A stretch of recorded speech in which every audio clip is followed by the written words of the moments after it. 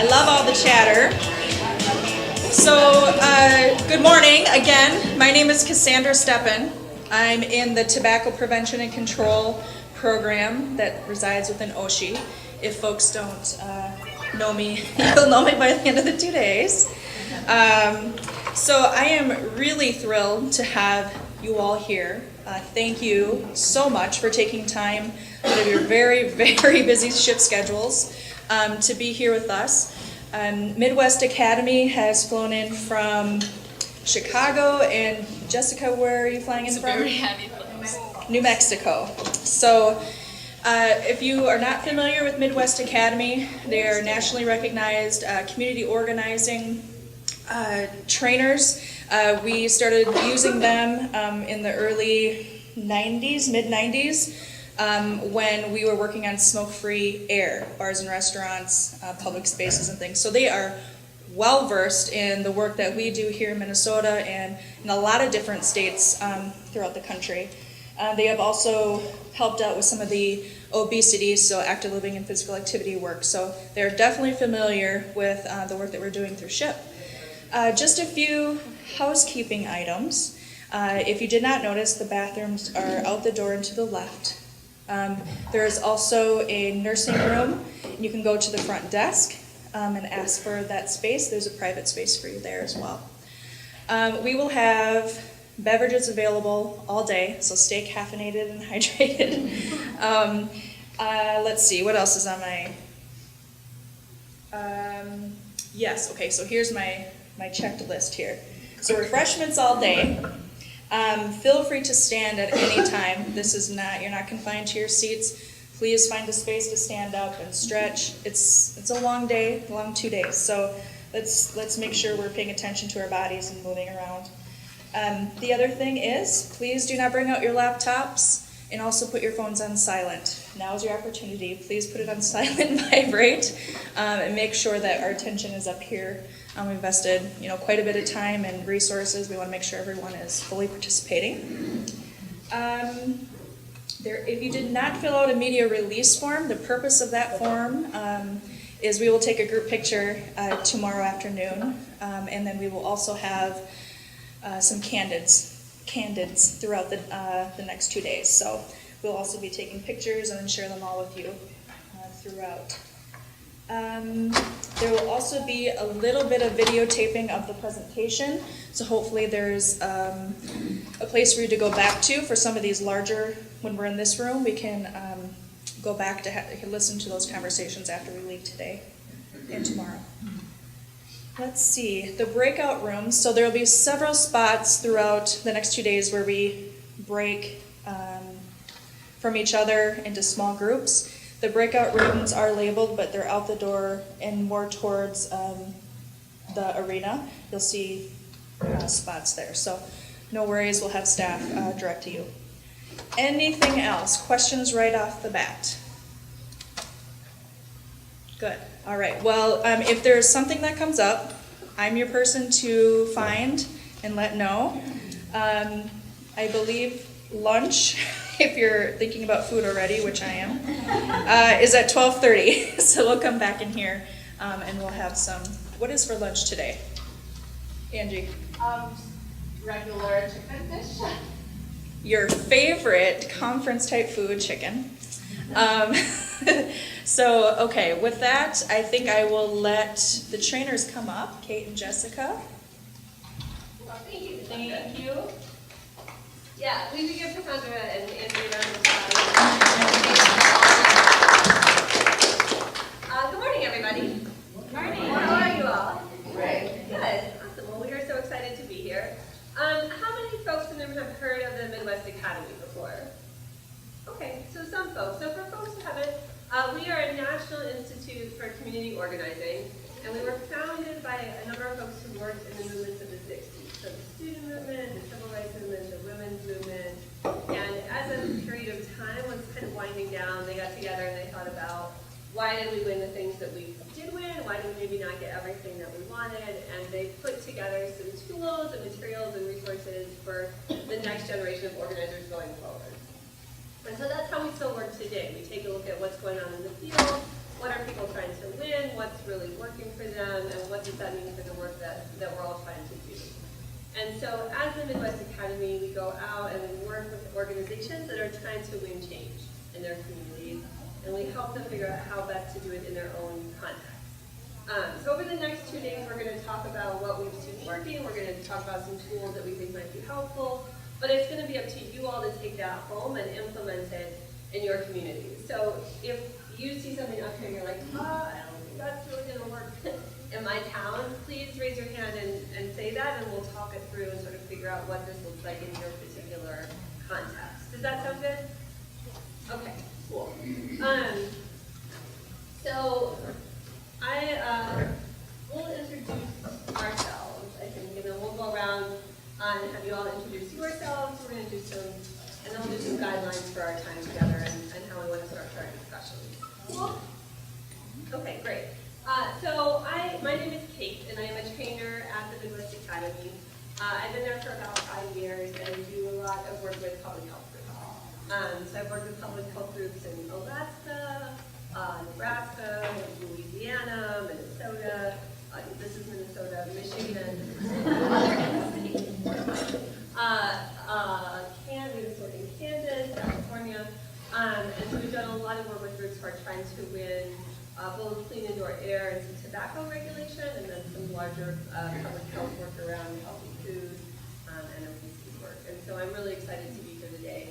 One of my very favorite things to think about is how do we combine public health and organizing in ways that make people healthier. So I've been at the Academy for about 5 years.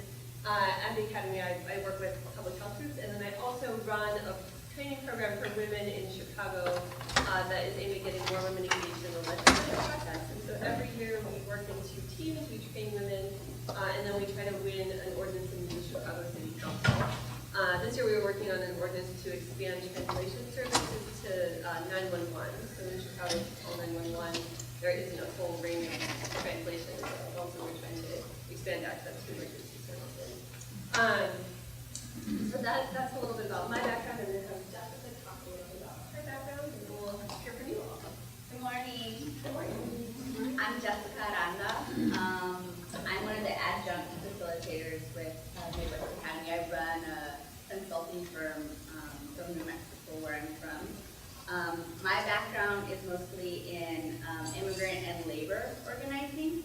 I come out of the worker center movement, and we opened the first hiring hall for day laborers in the Midwest in Chicago during my time there. The policy work that I guess is most relevant to what we're doing here today that I participated in mostly has to do with conditions in detention facilities, immigration detention, and then also like county detention facilities, mostly for women. But I've done a bunch of reproductive health work as well, and I'm really excited to be here. This is my first time. We had a discussion about whether she needed a jacket for her time here. That should be okay. Okay, cool. So let's go around. We'll have you all can say your name and your job title, and hopefully that will tell us a little bit about what you do. And we'll try to do this in maybe 15 minutes or so. Kate, may I make a suggestion? Yeah. Name and then primary strategies you work on. Okay, Shift great. strategies. Okay, and try to do it in like 15 seconds or so if you can. Is that a challenge we can all take on for the morning? Yeah. My version of the strategy. Yeah. All right, let's start over here. I'm Jennifer Nelson. I'm a commercial consulting services, and I do tobacco and worksite office strategies. Michelle Longquist, I'm helping with services. Jessica Peterson, Horizon Leadership, and I work on active living, tobacco, and schools. Ashley Johnson, countryside trip coordinator. I do all strategies. Great, that was so quick. Nice work, team. Good job. Yeah, we'll come back here. Kristen Friedrichs, I office out of Mankato, Blue Earth County SHIP, and I work on all strategies too. I'm Mary Aldrin. I'm a community specialist and a grant manager for SHIP Sales and Engage. I'm Lisa Knott, so I come from public health. I work on health and Mdh Training, public health, and I work on healthcare. Hi, everybody. I'm Mark Meany, and I am a lawyer at the Public Health Law Center, and I provide tobacco legal technical assistance. I'm Amanda Michelson, and I work in the American Lung Association, so I work on tobacco. I'm Anna Hudson with Olmsted County Public Health, and I work on shift healthy eating and then also tobacco. Jenny Leeser, I'm in public health, and I do workplace wellness and some tobacco and also schools. Jenny Wallstern, County Public Health. I work on work sites, tobacco, and healthcare. Kim Thone, Stearns County Public Health, and the same strategies as Jenny. Jamie Levonsky, Scott County Public Health. I work on healthy eating and tobacco. Let's come up here. Melissa Harris, Northern County Public Health, tobacco. Erica Tepper, Dean County Public Health, and all strategies. Dave Detterman, Todd County Health and Human Services. Erin Simmons, American Lung Association. I am a TA provider. Yeah, Michelle with Grace County Public Health, and I work on tobacco strategy.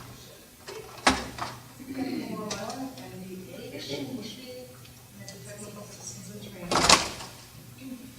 Jessica Daniel, with the University of Minnesota, and I work on healthy eating and healthcare for my name is Amy Jones, and I am at Dakota County Public Health, and I work on tobacco and healthcare and youth. Jamie Ricker with Cass County, working in tobacco and healthcare. Sarah Dash, Michigan County, communities and schools and healthy living. I'm Faith Community, I am an YMCA, and I work on the school strategy for my company. Dr. Netzler from Mdh Training, and I work on active living and tobacco. Bethany Sacker with Cultural and Development, and I work on all strategies. Jeanette Raymond from Mdh, I'm the community engagement supervisor. Leah Mahoney with Brown and School Leadership, and I do all strategies. Melissa Karstensen from Isani County, I'm in central Minnesota, and I work in worksite strategies, healthcare strategies, and community active living strategies. Morning, Christina Thill with Mdh Tobacco Prevention Control, and I work on state tobacco policy for my business. I'm Leah Clark with Washington County, and I work on healthcare worksite tobacco strategies. I'm Chloe Richter, also from Washington County, and I work on childcare, schools, and healthy eating.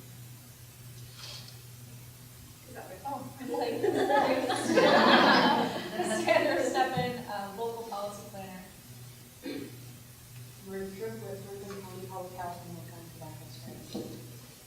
Kathy Nixon, Edison County, working on healthy eating and tobacco multi-unit company.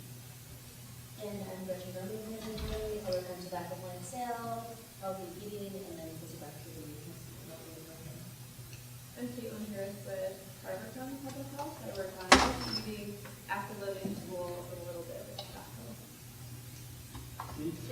You all with Des Moines Valley, tobacco and construction.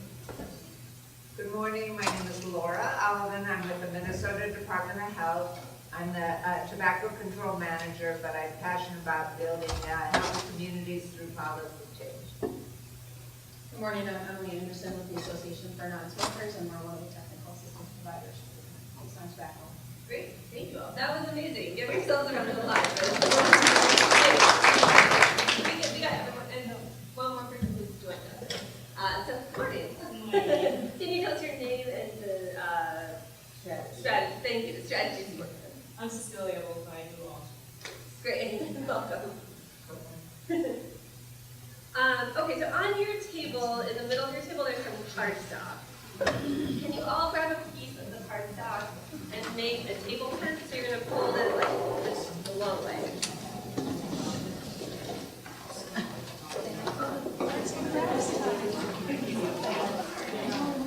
Perfect.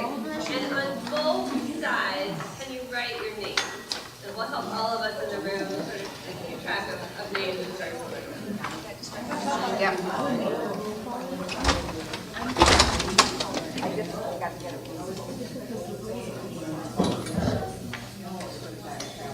Thank you.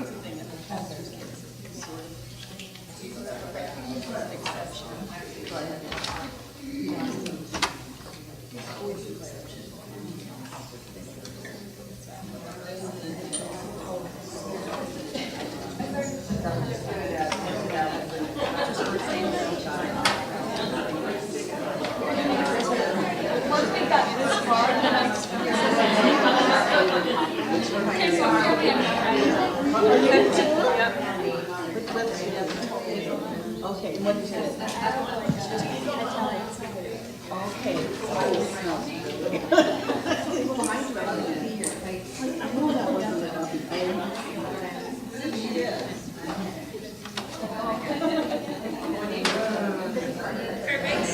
I can see some of you have already started to decorate them, so we may have a contest tomorrow to see who does them in the most creative doodles.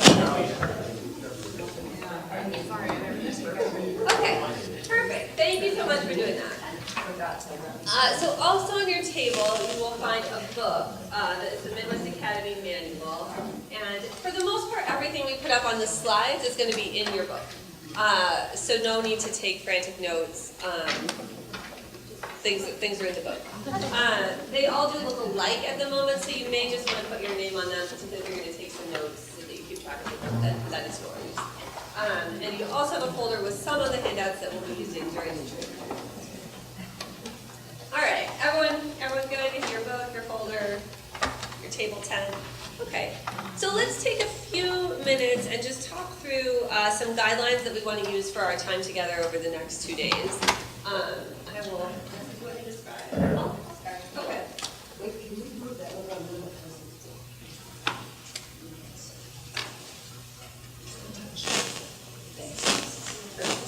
Okay, so what we want to do is we want to set some guidelines on what we think will help us have some productive conversations over the next couple of days in this space together. So I'm curious to hear what suggestions you all have that you would think will be helpful for us.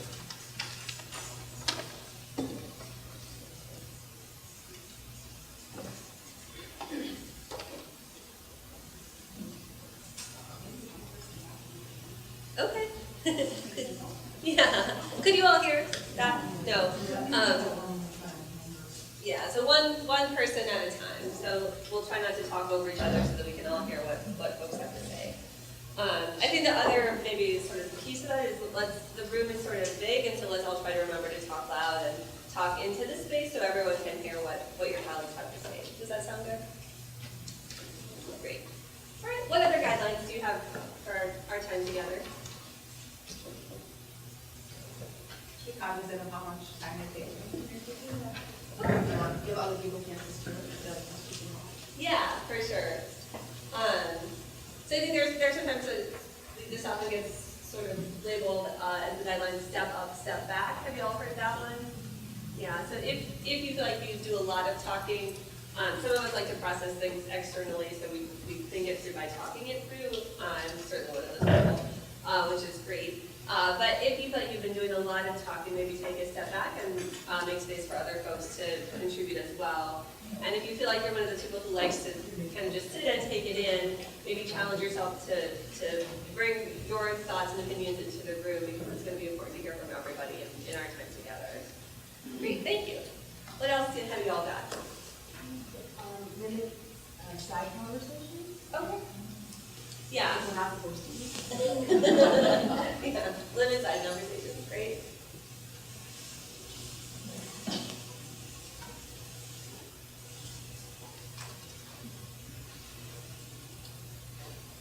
Other suggestions you all have for our time together?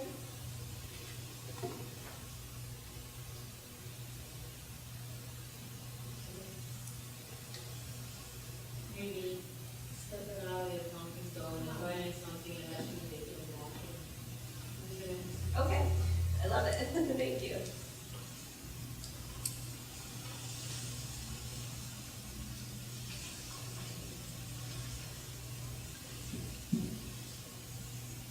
All right, any others that folks want to say? I think we're getting a little feedback off the microphone. You all hear that? Yeah. I think there's some feedback off this mic. Yeah. Do you want to have something related to kind of the things that people say here? We should have an open, free, comfortable, safe space so that direct quotes shouldn't be shared outside the room. Okay, yeah. Do you all feel good about that as a guideline for a time? That this is going to be almost as much fun as being in Las Vegas. So maybe same applies to what happens with the Midwest Academy Training stays here. We'll have a safe space to share and not feel like it's going to leave the room.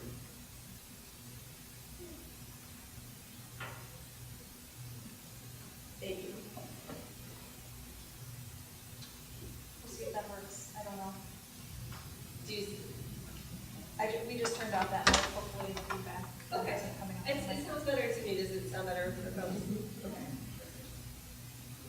Right. So any other guidelines that folks want to add? Yeah. I think injecting a little fun humor is important. Yeah. Thank you.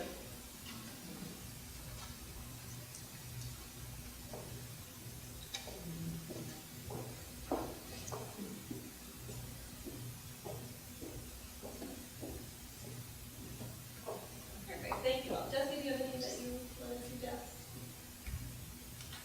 What do you guys want to do around cell phones? I think you said you don't bring out your laptop. How do we want to check our Facebook, Twitter?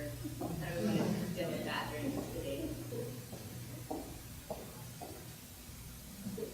Say it. It might.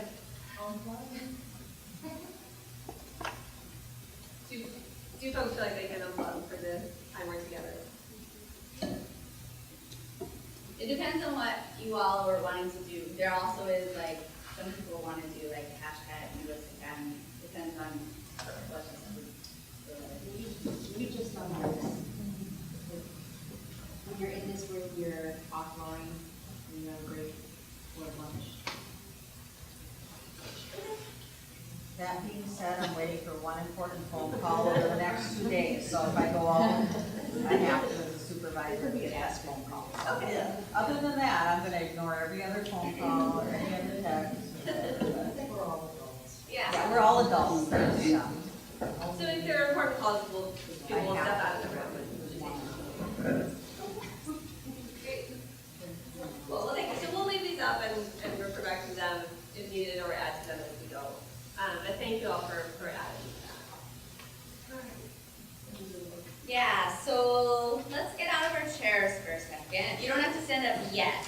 I want to kind of get a sense of who's in the room and the work you're doing. So let's start with this one. I come from a state that's super rural, and so it's always good to know who lives in the city, who lives in the suburbs. So if your work primarily happens in rural parts of Minnesota, stand up.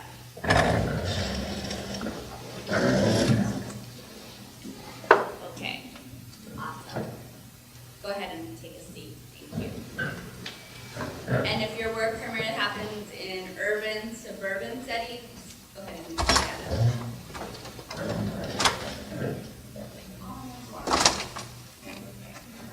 Awesome. Go ahead and sit down. Thank you. So let's gauge a little bit people's experience in this work. So if you've been doing this type of work for 1 to 2 years, stand up. Okay, what kind of work? Yeah. The work that you're doing right now. Okay? Okay, got one. Okay, what about like 3 to 5 years? Stand up. Okay, great, thank you. 5 to 10 years? Okay, great. More than 10 years? Awesome. Okay, thank you.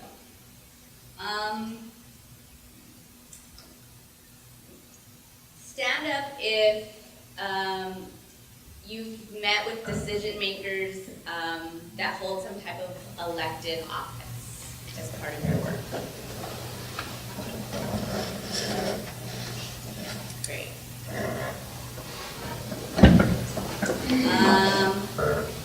Stand up if you volunteer, even in your personal life, on some type of electoral campaign. Okay, great, thank you.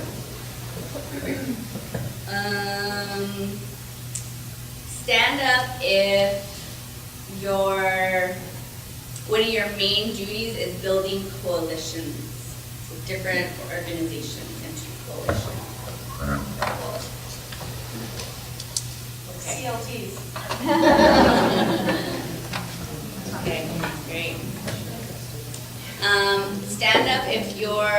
one of your main duties is to recruit actual stakeholders, so individuals.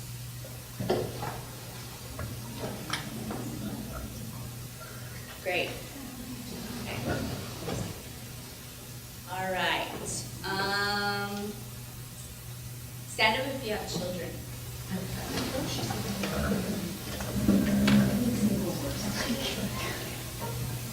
Okay, thank you. Stand up if you have pets.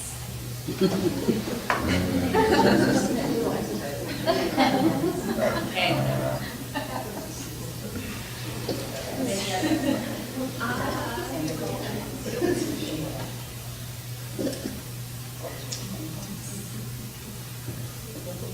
How about pass the policy? Yeah. Oh, that's a great one. Yeah, stand up if you pass a policy in your work. Great. Stand up if you're going to pass a policy this coming year. Great. Try it. Is there anything y'all want to know about each other? They have to be sort of yes/no questions, obviously, for the format. How about stand up if you have only worked for government? Oh, okay. That's a great one. Stand up if you've only worked for government.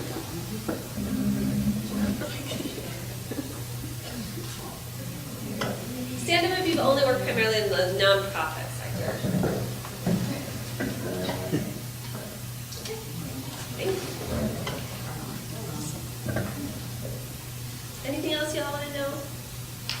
Stand up if you've ever testified at a community meeting or a committee hearing or in some sort of public forum. Thank you. Thank you, Jessica. All right. So what we're going to do for the next little bit of time this morning is to talk a little bit about what we mean when we say organizing work. So when y'all heard you were coming to a community organizing workshop, how many folks were like, oh yeah, I totally get what that is and where it fits in with my work? Okay, cool. So what I want to do is to talk a little bit about what do we all mean when we say organizing and where do we fit it in with the work that we're already doing and how does it fit in sort of a larger public health model. I think it's a word that gets used a lot out in sort of the general context of things. You say, I'm an organizer, and people are like, so you help people organize their causes? Or you want to be the next president? I don't really quite know. And you're like, somewhere between those two. So let's just talk a little bit about what it means and where it fits in with your work. Does that sound good? Okay. So at the Academy, there are a lot of ways that organizations work to create change in their communities. And we think about them along sort of a continuum. And on one end of the continuum, we have groups who are direct service providers. And so direct service providers, they look out at their community, they see a problem, and they do their very best to solve the problem for individuals who are experiencing that. So to make things better for people who are directly impacted by problems. So let's say that we're a direct service provider and we're concerned with the problem of homelessness in our community. What are some of the things that we probably do?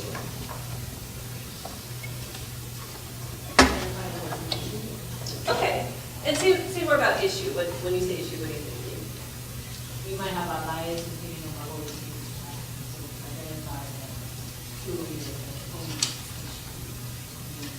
so really advocate on that. Okay. I think lots of groups do approach it that way. I think they might come a little bit further along this continuum.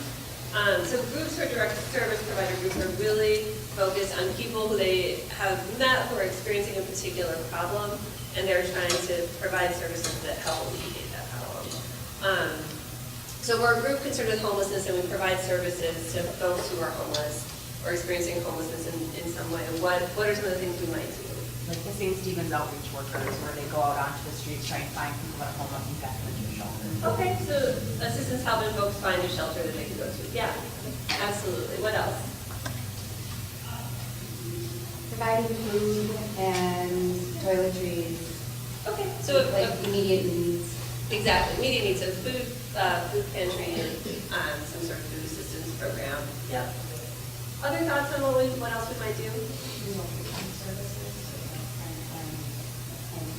Okay, so supportive housing, and trying to find affordable housing for folks. Yep. So if we're a direct service provider, our services are aimed at supporting people who are experiencing homelessness and trying to help them work through that and find housing and shelter and resources. Does that make sense? Okay. So then, as we go a little bit further along this continuum, we get to groups that are self-help groups. And the self-help model brings together people who are all experiencing the same problem to support each other in their sort of journey through that. So I think the most common example of this is Alcoholics Anonymous, right? People who are all experiencing problems with substance abuse come together to support each other through the steps of the program. Does that one make sense? Can you all think of an example if we were a self-help group concerned with the problem of homelessness? Like transitional housing, or maybe like group homes, something where people are trying to get kind of social support? I don't know. Okay. Yeah, I think possibly dependent on how it's structured. So the key difference between a direct service organization and a self-help group is the relationship between the people. So if you're a direct service provider, what is your relationship to the people you are working with? Or you're helping them. So you have a resource that they need and they're coming to you as a client. If you're a self-help group, what is your relationship to the people you're working with? Okay, so you're supporting them, but you also have the same experiences, right? So you're all supporting each other as you work through this together. I recently met a group of women who had all experienced homelessness and were coming together to write a referral manual on places they had found that provided good services for women. So the key difference here is in a direct service model, we have a resource we provide to clients, and in the self-help model, we bring together people who share our experiences to support each other. Does that distinction make sense? Okay, great. So then as we move a little bit further along, we get to research and education groups. And these groups start to ask the question, well, actually, why do so many people in our communities, why are they all experiencing this problem? Why is this such a big problem in our communities? So if we're a research and education group and we're concerned with the problem of homelessness, what are some things we want to know? I think here we're starting to get to Cecilia's question around what do we even mean when we say homelessness? What does that look like for folks? What are some other things we probably want to know? Say it again. Who are the people experiencing? Who are they?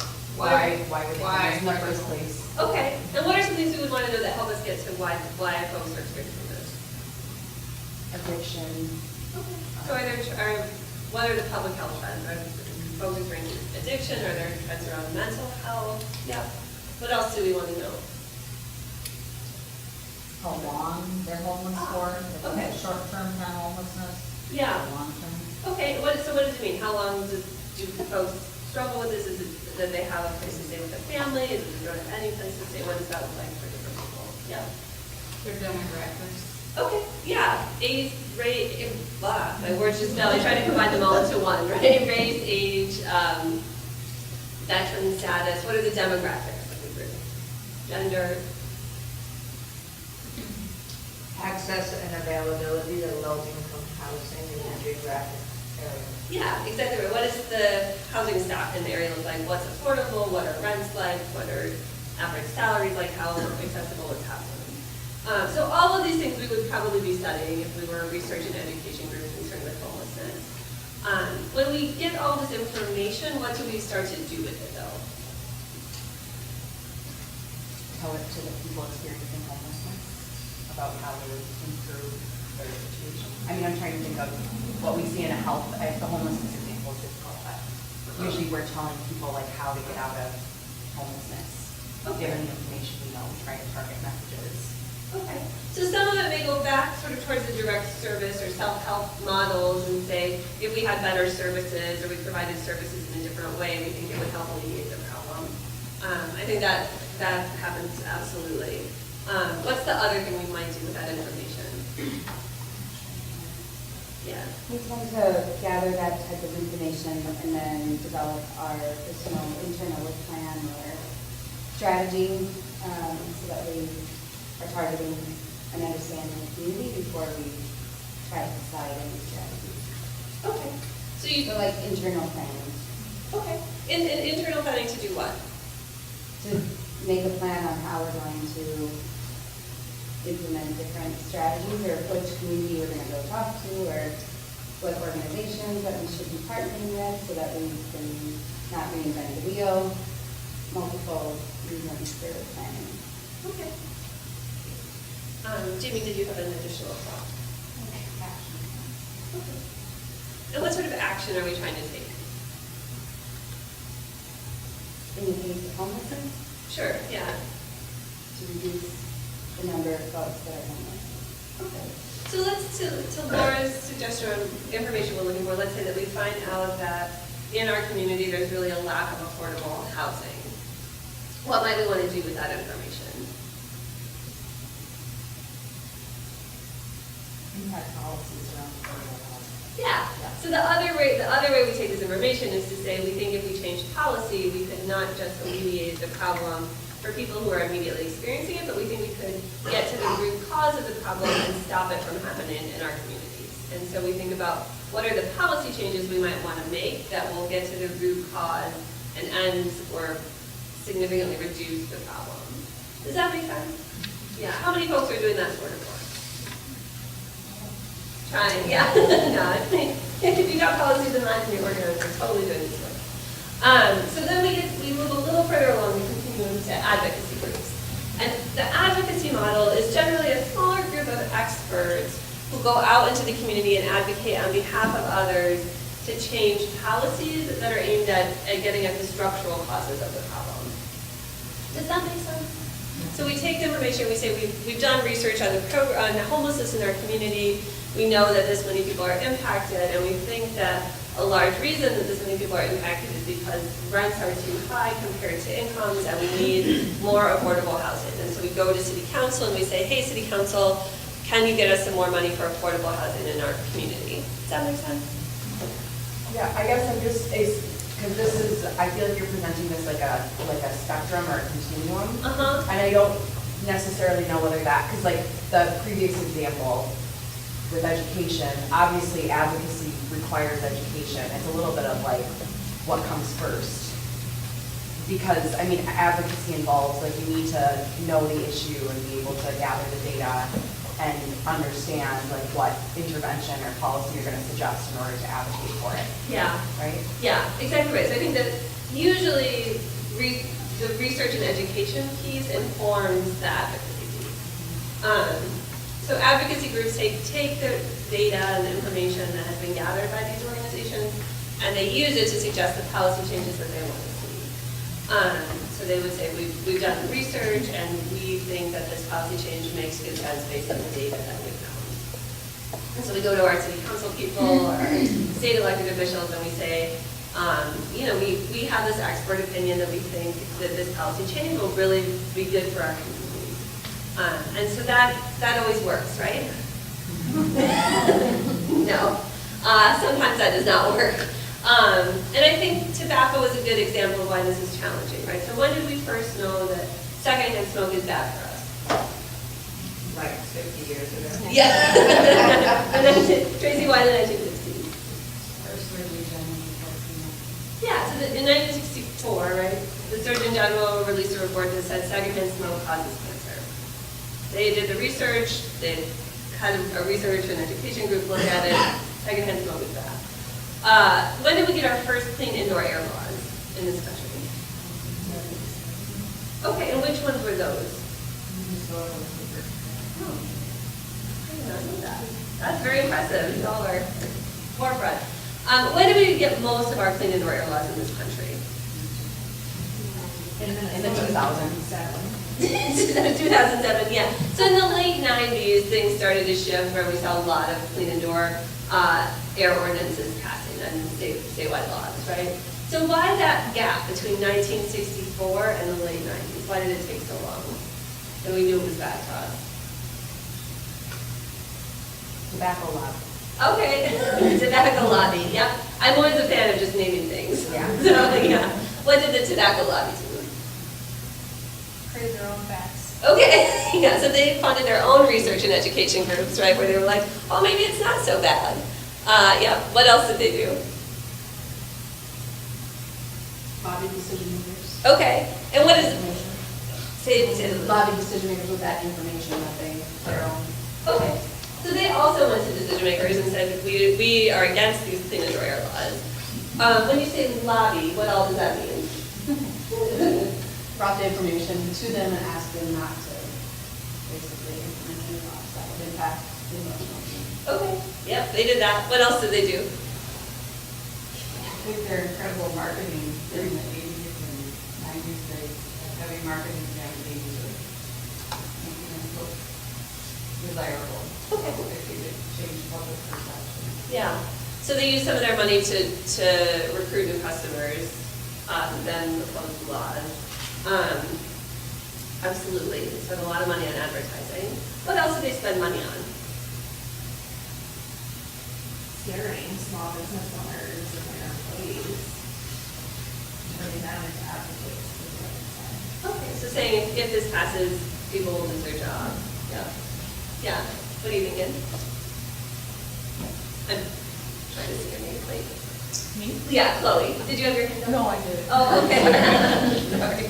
I think along with that was a lot of trinkets. I mean, you know, they always gave out stuff, shirts and Yeah. everything. They always have better trash usually on. Yeah, they did. What else did they do with their money? Get the right people elected, the Ah, right people for them. yes, say more about that.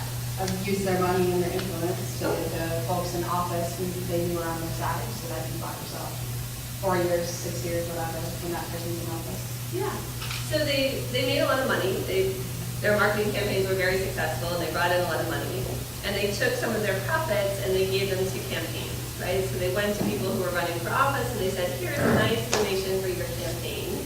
By the way, you don't really want to vote for clean air, right? And what did decision makers say? You're right. Yeah. No, we totally don't want to vote for that.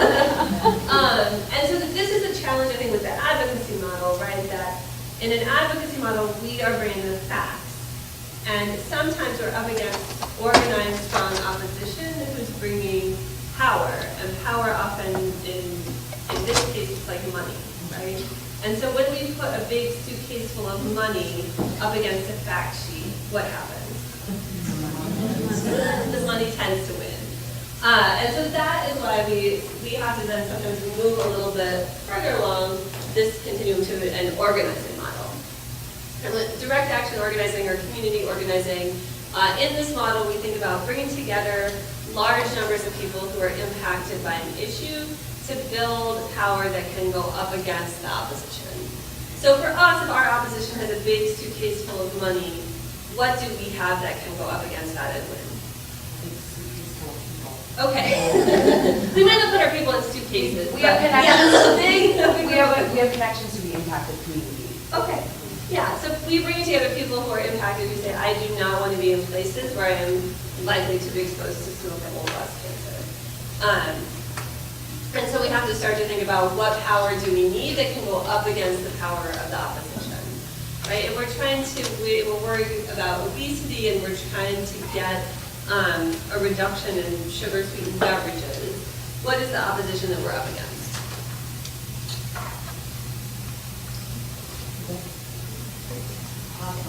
Yeah, the soda companies, right? And what power do the soda companies have? They also have a suitcase full of money. Yeah, they have a very big suitcase full of money, right? So in organizing, what we're doing is we're thinking about who is our opposition, how much power do they have, and then how much community power do we need to build that can effectively go up against that. Does that make sense for folks? Our former executive director at the Academy tells this great story about the moment she realized she had been an advocate and she really needed to be an organizer. And she was doing work in Illinois, and this was back quite a while ago before companies were required to print the expiration dates on our food. So you go to the grocery store and you had no idea how old the food you were buying might be. Yeah, right? There are moments where you're like, oh, we are making progress. And so what the food companies would do is they would just print this long code of numbers on the food, and the people who stocked the shelves had a sort of a code sheet that helped them break the code and know when food was expired, but the general public had no way of knowing, and so you couldn't really tell. And so they were, a group of moms were working on a state law that said food companies were going to have to print the expiration date clearly on the food packages. And so they got a bill introduced, and they got it introduced to a committee, and they got a committee hearing. And so our former executive director drove down to Springfield, like a 4-hour drive for us. And on her way there, she stopped at the grocery store that sold groceries to most of the legislators. And she'd been doing work over the summer at her home grocery store. She'd made friends with the folks who stocked the shelves, and she had learned how to break the code. So she went to the grocery store and she bought 2 big grocery bags of expired food. And she got into the committee room and she put her bags of groceries on the table and she passed out all the food to all the senators, like you get some bologna and here's some cheese and here's some baby formula.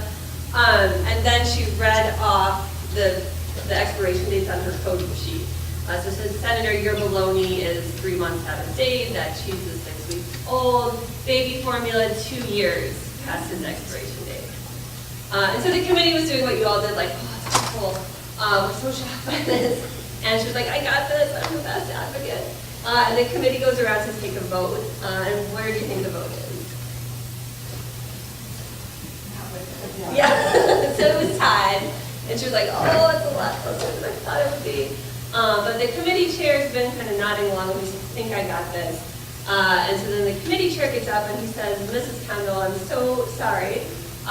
You're right, but I'm going to have to vote against this bill because I've already promised that gentleman at the back of the room from the food industry a no vote on this bill. And I'm embarrassed, but I have to do it. In Illinois, we're a little more frank about these things.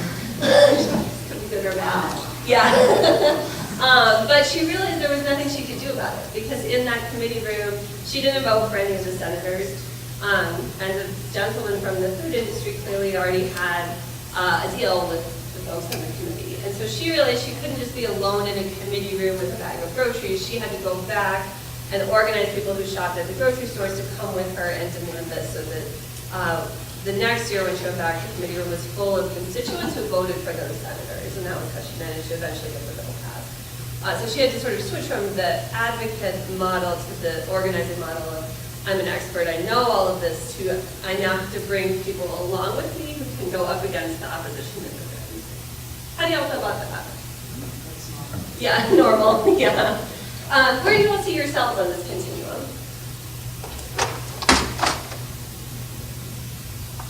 I feel like maybe all be part of each. Say it again. Everybody can be part of each area. Okay. So you feel like organizations can be multiple places along there. Yeah. Do you all feel like your organization does more than one thing on this continuum? Yeah. I think that's completely normal. Lots of organizations do multiple approaches to things because it does take a variety of approaches to try to solve big problems in our communities. There's a lot of factors, depends on which topic you're talking about. Okay. As well as like how many years you've been working on a certain topic as well. I mean, I think you can start at one point. Okay. So I think it changes. Yeah. Did you all hear that? I think you're right. So for tobacco work, you may be a little bit more on the organizing end of things. And for healthy food, maybe more on the direct service, but you need people to sort of learn more about the problem. Does that sound right? And then as you take on new things, you just move a little bit further along as time goes on. Yeah. What are some of the benefits of doing multiple approaches at once?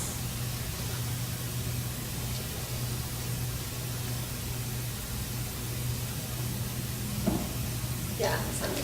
Kind of immediate needs, and then also plan for a little more upstream. Okay. So in the home meeting context, provide for immediate needs, but plan for systems change or policy change that will affect as we grow. Yeah. So you can't go to people and say, no, that there's nothing healthy in anywhere near your neighborhood to eat, but don't worry about it because 6 years from now we're going to have to find more grocery stores, right? So it's important to have a mix of approaches that can deal with the immediate problem and then start to work to end that problem. I also think you impact different people at different areas, and so, you might be doing more education with some people, more and some with advocacy, but eventually you're touching different people, and so then you're educating more people. about it in a community. Yeah, a much broader reach. You're staying relevant. I Okay. feel like there's, like with advocacy work, if you're not, like, we don't do direct service and shit, but it's like if we're not staying connected to the direct service providers, like a food shelf, for example, Yeah. then we're quickly becoming irrelevant because they're on the ground seeing what's happening day to day. And then I think about that with the way that you define education in terms of educating ourselves as, you know, program managers and people that are, you know, creating interventions, is that if we don't have the most up-to-date data and aren't kind of actively seeking out education for ourselves on the topic, then our advocacy is less and less effective. Yeah, so I think you're right. One challenge with the advocacy model is that you have to be able to pick the solutions that people actually need and want.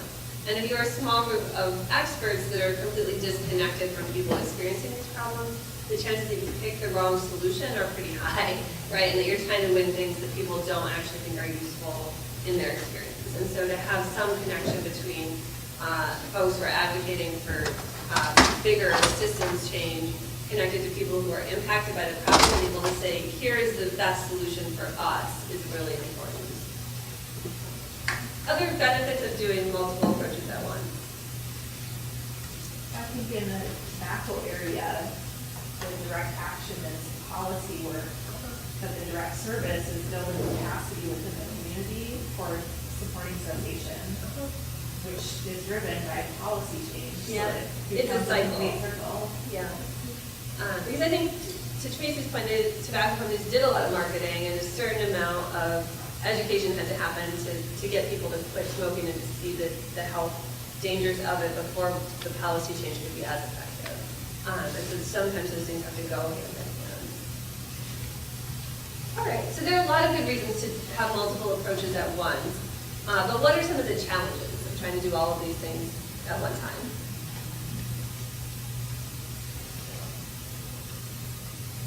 Capacity. Okay, yeah, there's always a capacity challenge of trying to do everything with a small staff. Yeah. I think results will be slow, a lot of moving parts. Okay. So sometimes if we were maybe just an advocacy model, we would move a little bit faster, but we wouldn't necessarily be moving in the right direction or be building the power we need. Yeah, so it's a little slower.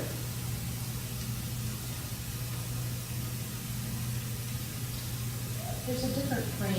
You're on the direct service end, you have an individual frame. Yeah. When you're at the direct action end, you have a collective frame.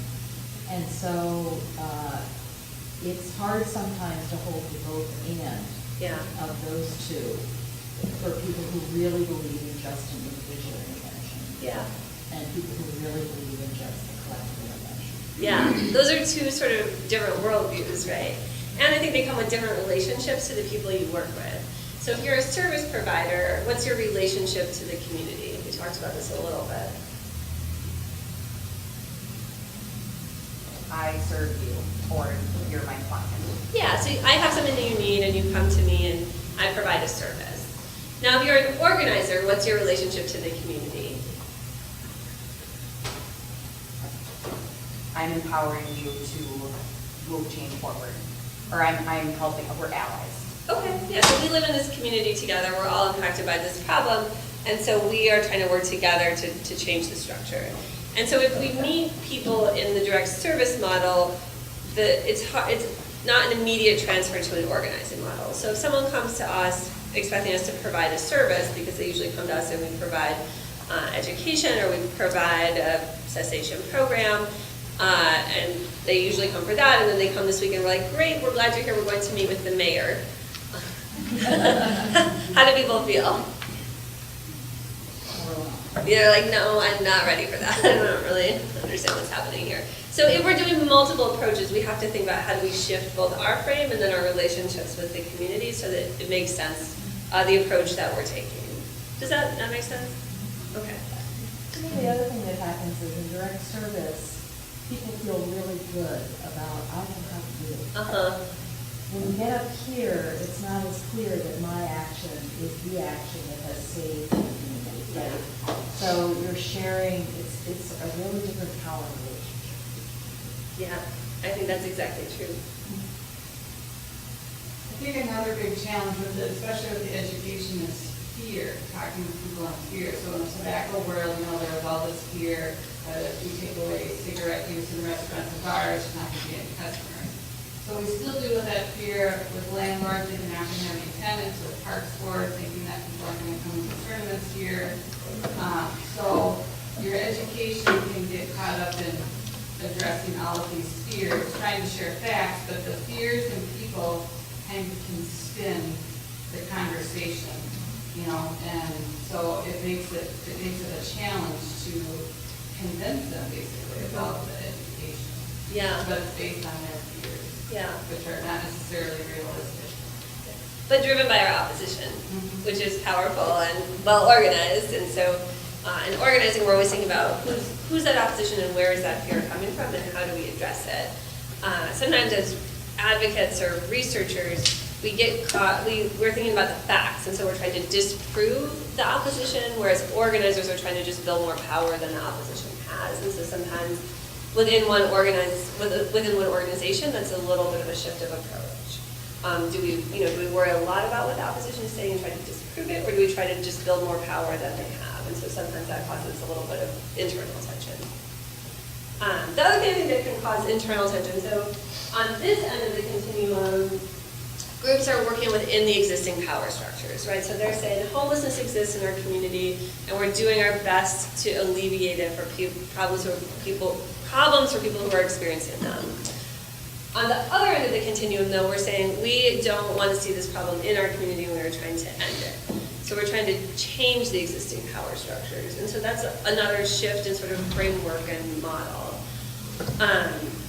And the other sort of place that this plays out as a tension is, so if you're a direct service provider, how do you pay for your services? What resources do you use to provide your direct services?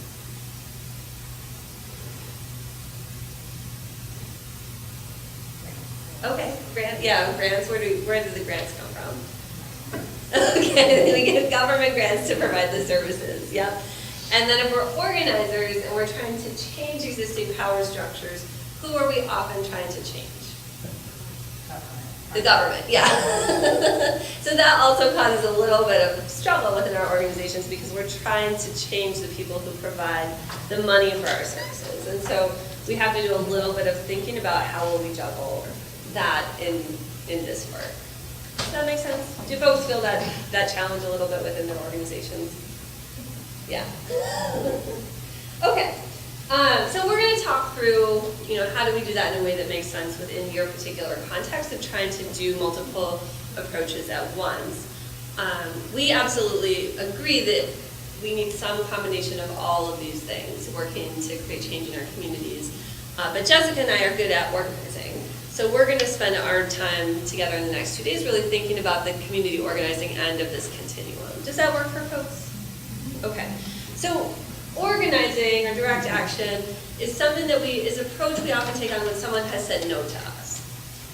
Right? So we've tried to go to decision makers with the facts, with the information, testimonials on why people are impacted, and decision makers are not saying yes to what we want, probably because there's some opposition pushing back.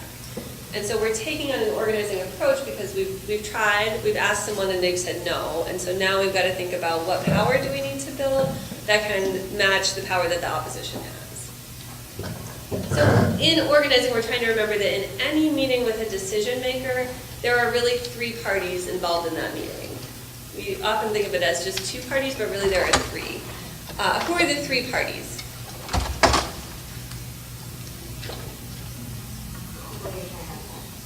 Okay, so there's the decision maker who you're trying to get to do something. Is that what you're thinking about by effect? People, community, Okay, so the community who's impacted is the part of that meeting. Yeah, for sure. Who else? Okay, yeah. So there's your group, the community, there's the decision maker, and then there's the opposition, right? And the opposition isn't in the room with us. They are either coming in after us or they've been there before us, and so sometimes we forget about them. But in organizing, we're trying to account for the fact that they are also in that room, and we need to be prepared to address that in our meeting. So we're doing organizing work because someone has said no to us, and we're thinking about what do we need to bring to the discussion that can go up against the opposition who is also a part of this conversation. Can we talk about what you just said Yeah. a little bit?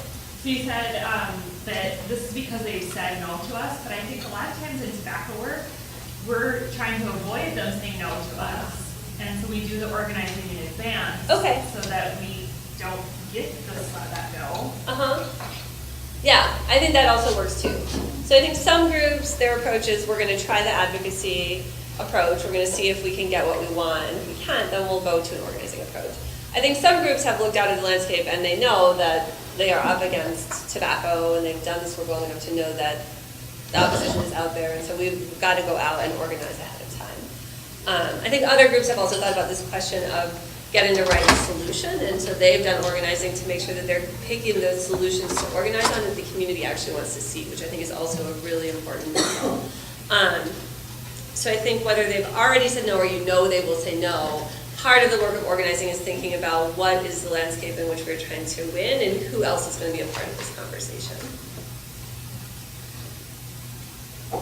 Do folks have other thoughts on that point? Okay.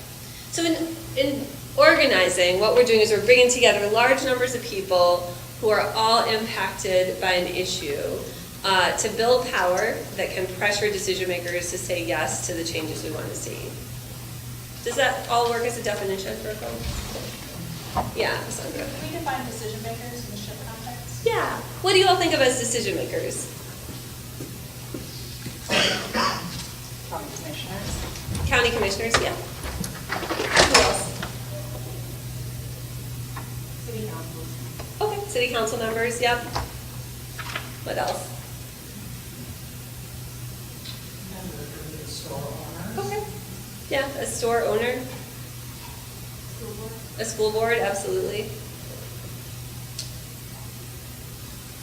I think sometimes there's also decision makers within our program, so our supervisors, our public health directors, that we also need to do the education and convince them that we're going to move forward with this work, with this type of approach. Okay, so department heads, commissioners of departments, absolutely.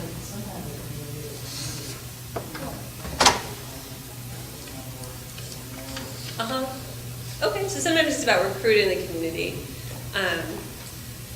Yeah, and we'll talk more about sort of the distinction between people we're recruiting to join us because they're impacted and then people we're trying to move because they're in a position to make decisions that affect us and are also being swayed by the opposition. Yeah. I think there's community influencers too that maybe don't have the title to maybe do up or down vote, but they influence how people think about or decision makers think about an issue. Okay. Cassandra, do you want to give us an example of what you're thinking of? So, I don't know, in the town that I grew up in, the city council person has someone they usually rely on to help them think through an issue. And so it may be his father or her clergy or something like that, where they influence how people think about an issue go one way or the other. Okay. So maybe people in the community who have relationships with decision makers who you think could be helpful for your campaign and want to think about how do we bring them on board. So decision makers look like all sorts of things and are in all sorts of roles in our community, and we'll talk more about that. We're also going to talk more about the fact that we need to think of them as individual people. So when we think about city council, the decision makers would be the individual city council members or the individual county commissioners, and we'll come back to that this afternoon. But those are all good examples of what we think about when we think about decision makers. The other piece of that definition that I just threw out there for you that I want to come back to for a second is large numbers. So as we're bringing together large numbers of people who can sway decision makers.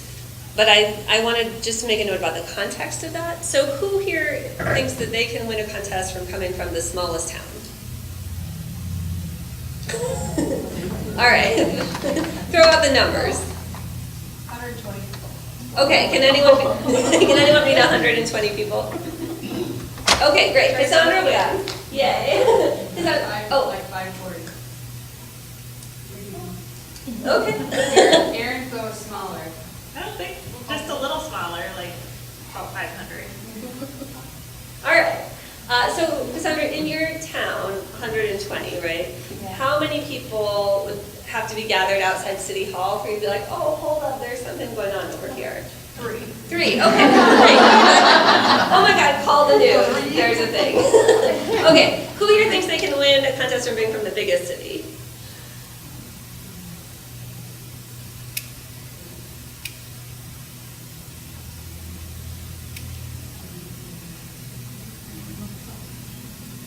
There aren't very many Metro people here. Who's from Minneapolis? Raise your hand. All right.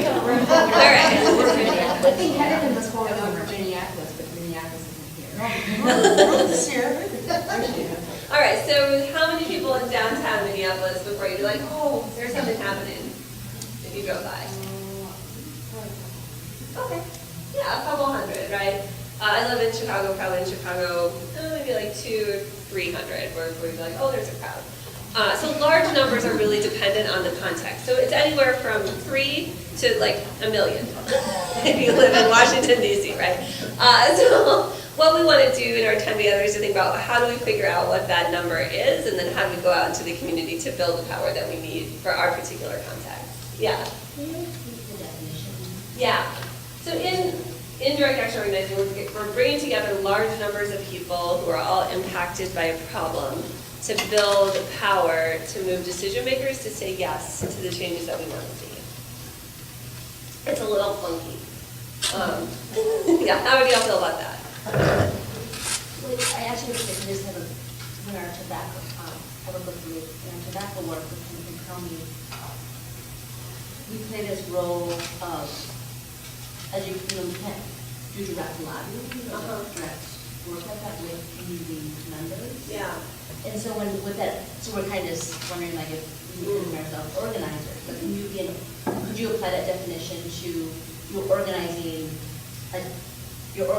a team of other professionals, and then to talk about an issue or to say it again? To get the changes you want to see. To get the changes you want to see, and then there's different roles within that team.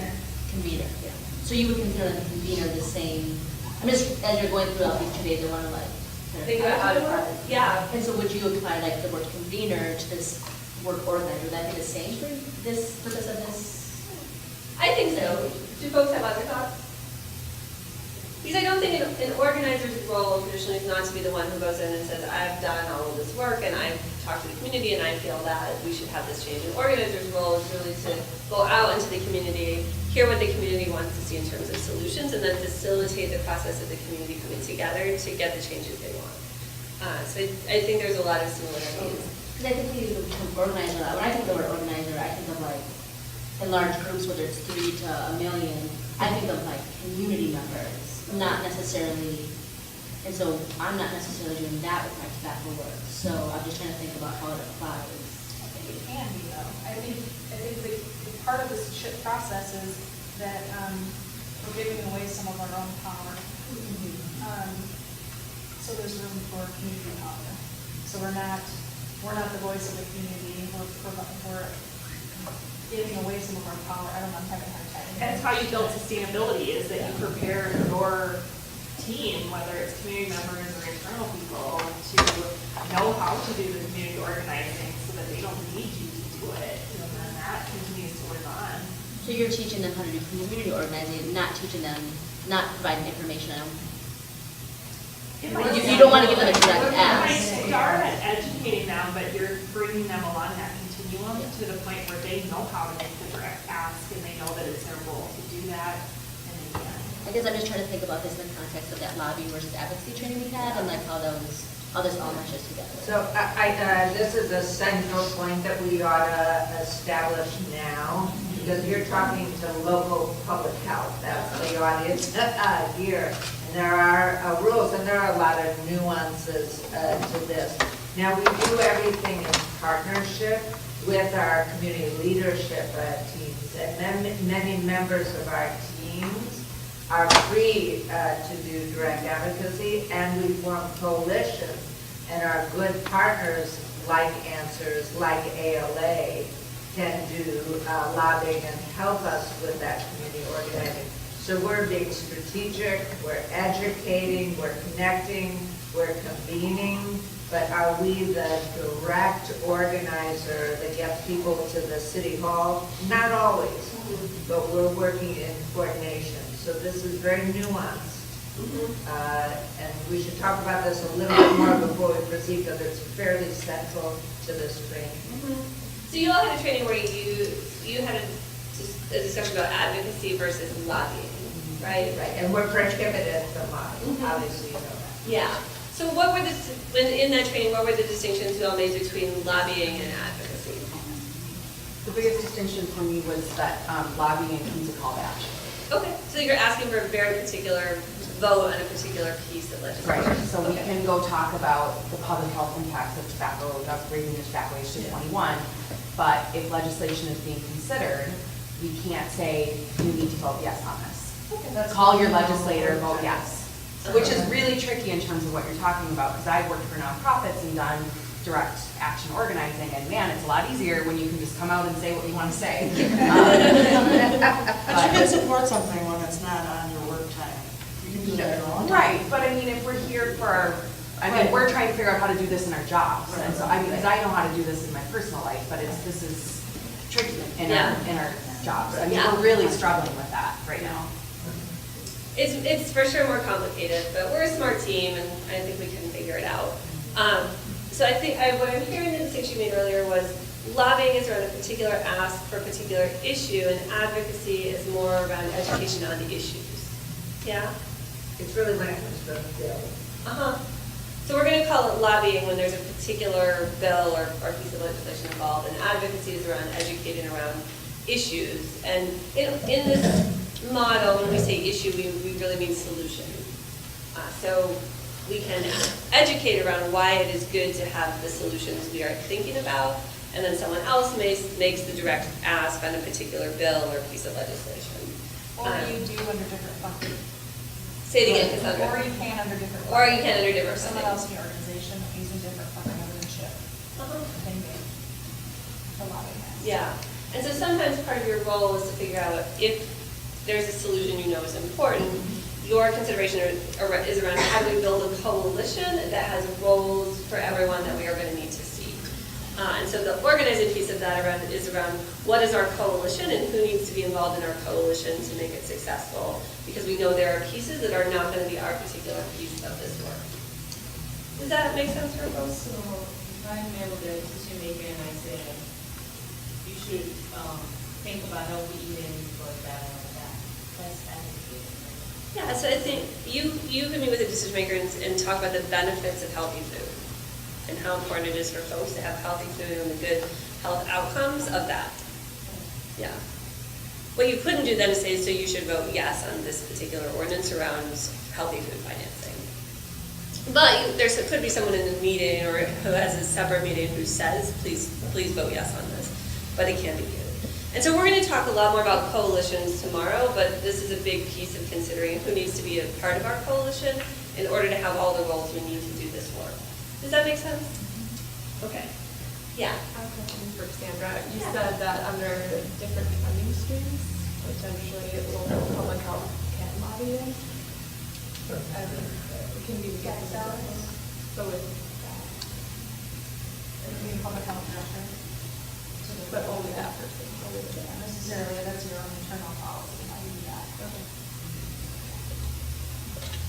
Or does that feel like you guys did the nuance that we looked at? The only other thought I have Yeah. is to what extent, maybe raise your hand, are any of the entities in the room funding community groups? We do at MDH, and so there's a lot to be done with your community partners. They might be funding, but I don't know if that applies in this case. Sure, you have a lot of many grants. But it's, I just know about the role of engaging and mobilizing community members around an issue, like the work we did in mental. I'm not saying they can lobby, but it's another form of engagement that builds momentum for later policy change. Yeah. And Ruth, I think maybe part of the question here is around to use sub-grant money to a community group. They can't use that money to lobby, but there may be other aspects of their organization that is funded separately that could do more of that work. tú me guiaba bien, but you're telling them that this money can be used. But the lobbying to the same issue. Yes. So they can use the pot of money that you give them to educate the community and to do work to build up support. They can't use that money to go lobby, but then perhaps get some other funding stream that as a separate part of a separate program, they can do that, not related to your grant. Does that make sense? But you're still lobbying towards the same. Yeah. So we have Mark Meany here, the Public Health Law Center, to help guide us through some of this decision tree as we go through today, so, or today and tomorrow. Yeah, and I was just going to say, and thanks, Cassandra, what Laura started off, I think that's an important piece, whether there is a pending bill, whether there's legislation out there that is, that you're kind of reacting to, and that creates one of the big differentiations between whether or not it's lobbying. And I think that's a key piece. But even if there is a proposed ordinance out there, even there's still a fair amount of nuance there, or there's some variation depending on how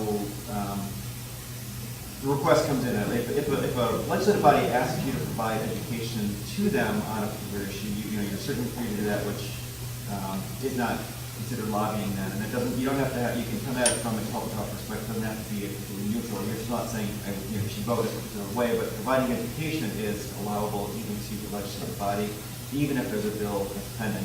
But as Laura was saying, if it's providing education to learn more about a topic area prior to a bill being proposed, then that's a much more fair game. I'm guessing you also can call Mark when you get into a campaign Absolutely, strategy yeah. and are like, can I do this? Right, and then, that's why we have Alien Answer as well, to help kind of think through this at the very beginning stages of who needs to be in the room. I think aside from just lobbying or not lobbying, there's a piece about, and I think someone mentioned about your supervisor or whatever, it's a little bit about what's my job as staff, what the expectations are. And my job in some ways is to provide information to the decision makers in order to enable them to make the best decisions. And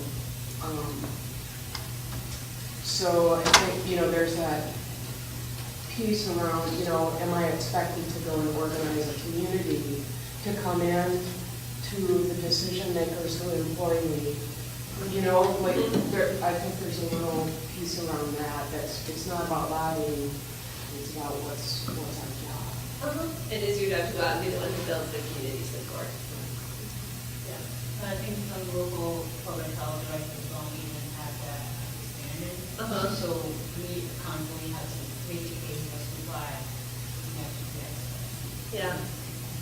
Yeah, for sure. Because sometimes I think folks, again, to Jeanette's point on this is a shift in framework and model. Sometimes it's our job to make a case of, if this is the change we want to see, here's what we're going to have to do to win that, given what we're up against. And so sometimes it's our job to put together a strategy that says, if we want to win this, here's what we think it will take, and here's how we think we can do that. So here's the coalition we think we would need to build. Here are the things we think we would need to do.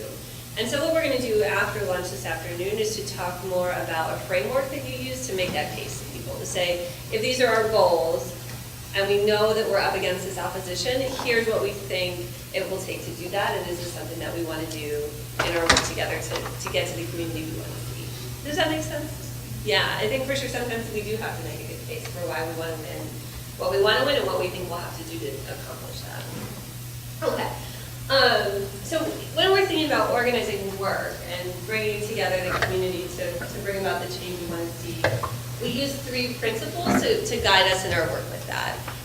And the first is that when we are doing community organizing work, we want to be sure that the work we are doing brings real improvements for people's lives. So we want to be able to point to the concrete change that has resulted from our work. We want to be able to say there are 30 more units of affordable housing at the end of this campaign than there were at the beginning. Or there are 6 more smoke-free workplaces, which are going to impact 30% of the population at the end of this campaign. So some real concrete way that people's lives are better as a result of their work. Why do you think this one is important? So that people keep supporting you. Yeah, right. Because that's what keeps people coming back. Our lives are busy, right? We have families and jobs and school and all sorts of things going on. And for us to maintain our engagement for the long haul that it's going to take to create these changes, we need to keep people feeling like their efforts result in real changes in their community. So we need to make sure our campaigns are focused on what change will this work bring and how it will make our lives better. Does that one make sense? The next one is that we want to do our work in such a way that it gives people a sense of their own power. So Cassie, I think you made this point earlier that it's sometimes a longer process, takes a little bit longer, but if we're doing it correctly, people are really grappling with this question of power and what does it take to have power as a community. Why do you think this one is important?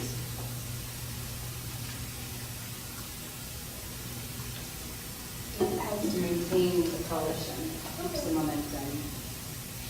I think it creates shared values so that folks feel that they can make a difference to that improvement. Yeah. So sometimes it's easy to feel overwhelmed or like we just don't have the ability to make change and so it's not even worth trying. And so this one is really about getting people to confront the question of what does it take to make change in our communities, what does it take to move decision makers to say yes to the solutions we want, and to feel like the answer to that is to come together as a community and build community people power. And so we want our campaigns to go in such a way that people feel like they've won because they've come together in large numbers and they can win the next thing by doing the same thing, by building a coalition, by coming together and building people power. I would add too that I think it's important in the sense so that if anything changes, it's informed by the people that are affected. So that if they're continuing to be in power and motivating and being the decision makers, that the end result is the correct result to occur for the folks. Okay. Yeah, so we want to build like they are the ones driving the change, they're picking the solutions, and that the solutions are the things that are actually making their communities better. Yeah, for sure. Yeah. There's also, for us public health people, there's also research that links when people have a sense of their own power and control of their own lives, they're actually healthy. Oh, I love that. So, they feel more part of the community, so Okay. social inclusion. And like one of the states with the worst health outcomes is West Virginia, and that's a state that's totally controlled, or very strongly controlled by coal and timber industry, and people don't really have any power over their own lives, their own water, their own water. So there is a link between health outcomes and people's sense of power. That's amazing. Yeah. And it makes sense, right? That if it's like we have no ability to change our communities, that it is going to negatively impact our health. Yeah. So we want to think about how do we do this work in such a way that people have the chance to meet with decision makers, they see what it's like to build a coalition, they see how many people also care about these issues, and they feel like by doing that work, by coming together, they're getting the change they want to see. So again, sometimes it's slower and you have to be patient while we build up that community support, but we want to make sure our work is actually building that.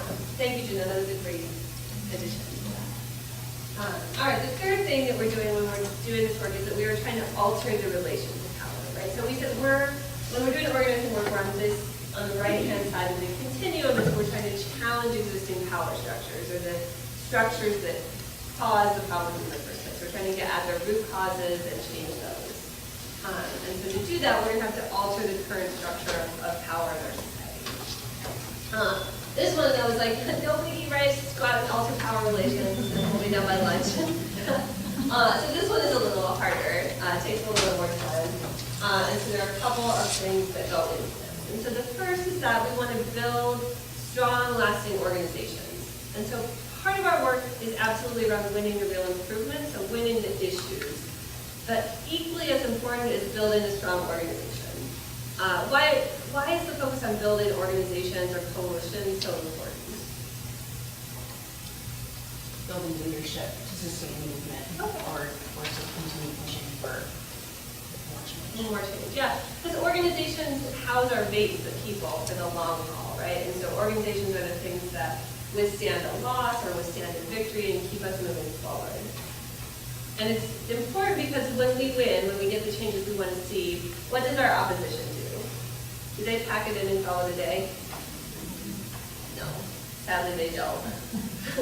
They regroup and they come back at us, right? And so if we are not a stronger organization at the end of this work than we were at the beginning, what is going to happen to the changes that we've done when the opposition regroups and comes back. We will lose again, right? So for tobacco folks, what are we seeing now? What has the opposition gone back and reorganized to do? Tobacco 21. Okay. So they're reorganizing after losing a couple of times. Okay. So they realize that. That's hard. Okay. And what are they trying to do when they come at you? Organize store owners, organize, I don't know, other opposition. Okay. Store owners, users, and then the vaping community. Yeah. And that's young adults. Yeah. So they went out and they invented e-cigarettes, right? And then they marketed them to young kids, and now they reorganized that piece of it. And so we've always got to be thinking about how do we make ourselves stronger so that when they do that, when they go back and reorganize, how are we still going to be strong enough so that we want e-cigarettes included in our indoor air laws and be able to do that. Mark, did you have that? I was they also trying to preempt local control. Yeah. Restrict local authority. Yeah. So they changed the playing field on this, right? They said if you're going to try to pass local things, we'll pass the statewide things because you can't do that work. So we've always got to be thinking about how do we build ourselves up so we can withstand that counterattack. And because we want to move on to bigger things in the future. I'm doing a lot of work right now on a group in Texas who's trying to win clean indoor air for the state. So in Texas, you can still smoke in bars. And they're trying to change that, yeah. But you all know a little bit about Texas. Do you think that is winnable right now? No. It's always good to be honest about these things, right? Like, no, I can't win that right now. But what they're doing is they've mapped out the state, and they know the areas of the state where they don't have enough support, which is why they can't win the statewide law. And so in those communities, they're trying to win city ordinances. And the city ordinances are good because they cover the people who live in those towns, but they also help build up a base of people so that in 2 years, if they want to try to pass it at the statewide level, they have more people in the communities that they need. So we're trying to think about how do we use these campaigns to build up our organizations to make us big and strong. Does that make sense? So step one, what solutions do you want to win to improve people's lives? Step two, how do you do it in such a way to build a strong organization that can protect what you want to move on to bigger things? All right, the next thing is that we're trying to get laws and regulations enacted that institutionalize our victories. And so we want things that are going to last. So sometimes in Texas, the towns are really small, and there are only 1 or 2 bars, and so people in the coalition are like, well, what if we just go to the 1 or 2 bar owners and we get them to voluntarily go smoke-free? Like it would win the same improvements, right? But what's the danger of that? Yeah. So a new bar comes to town, and then you have to fight the whole thing all over again. And so we want to be thinking about what are the ways that we can do some of this work that make it that we're not just winning it temporarily for one thing, but we're changing the structures and the systems around it. And then the final thing of this is maybe not work that you all will do, but work that some of your coalition partners may be doing. So just good to think about this from their perspective. So some organizations build the power to move decision makers, and decision makers don't do what they want. And so then they have to make the consideration of, are these the people we want to be in decision-making roles, or do we want someone else in them? And so if you have community partners who have either a 501c3 or a 501c4, they're going to be doing some thinking about how do we impact the electoral process. Does that make sense? Okay. Great. So how are we going about organizing? Bring together people who are impacted by a problem to push for the solutions we want to see. Great. You guys are ready to go do it? Okay. So we're going to take a short break, and then we're going to come back and we're doing a little bit more thinking about power and what does it mean to have power and what ways do we build it. Does that sound good? Okay. So we're going to come back at 10:45.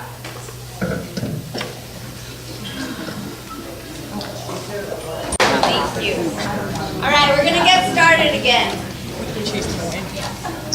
So who's following the crazy news of all of our weather events that is happening right now? Only a few of you? So does anyone know what's happening near Houston with Hurricane Harvey and the Superfund sites? Could anyone give me like a small snippet of what you've been reading or watching around that? Have you heard about what's happening with that? So this is, there's a lot of stuff coming at us with the news. So in a nutshell, there's a bunch of Superfund sites there, right? That have become flooded, okay? And so as they become flooded, there's concerns about contamination of the water supply. And the reason that I bring this up is because we're about to do an activity that is based in the 51st state of the United States. And sometimes people have a hard time connecting it with the real life, but it's happening right now. The companies that dispose of their waste in these Superfund sites are refusing to give information about what the ingredients are in the waste. Yeah, because they're not even talking about it, they're just kind of skirting it over because it's a trade secret, right? So we're actually going to do an activity that is a kind of smaller scale version of this, of a situation that's similar to this, with a company called Crichton. Everybody has a handout at their in their seats. It says toxic waste in Wellsboro. So we're in Minnesota right now, but we're gonna take in our imagination a trip to Oleana, which is the 51st state in the US. And the reason that we do this is we're trying to kind of get out of our day-to-day. We don't use any examples of real states because people will be like, well, so-and-so said this, and this is what, it's too real in our day-to-day, so we try to do a mythical place. And so we're in the town of Wellsboro, and they have a problem with the toxic waste dump. So why don't we go ahead and review this together. Pardon me that we're reading this together. I'm a slow reader, and so when we don't read things together, I kind of am like, oh, I kind of got it. But the details of this are important because what we're going to do is break out into groups, and part of us are going to play the role of the community, and part of us are going to play the role of the actual company. Okay? So Wellsboro is an industrial city with a population of 52,666 in the fictional state of Oleana. The population used to be almost 70,000, but the deindustrialization of the late 20th century, Wellsboro lost factory jobs and never recovered, and many people moved away in search of work. Their current population is 65% non-Hispanic white, 18% black, 10% Hispanic, and 7% a mix of new immigrants, including Somali refugees, Vietnamese, and Thai immigrants, and recent Syrian families. Could someone else continue? Someone with a loud voice in the next paragraph. Wellsboro lies in the 1st Congressional District, represented by Oliver Nasseby, a Republican who recently won the seat with a very slim margin. It is in the 30th State House District, represented by a Republican. The state senator is a Democrat. The few remaining factories are in fields of production that use toxic chemicals. There is a paint factory, a plastics factory, 2 petroleum distilleries, and the Creighton Turpentine factory. Creighton Turpentine employs 150 people. Oleana is a right-to-work state. Okay, thank you, Margaret. So, does everyone know what right-to-work is? There's a little footnote. It's an anti-union law requiring that workers who don't join the union receive all the union services and benefits at no cost to them. It's a way to weaken your union, right? So, Oleana is that kind of state.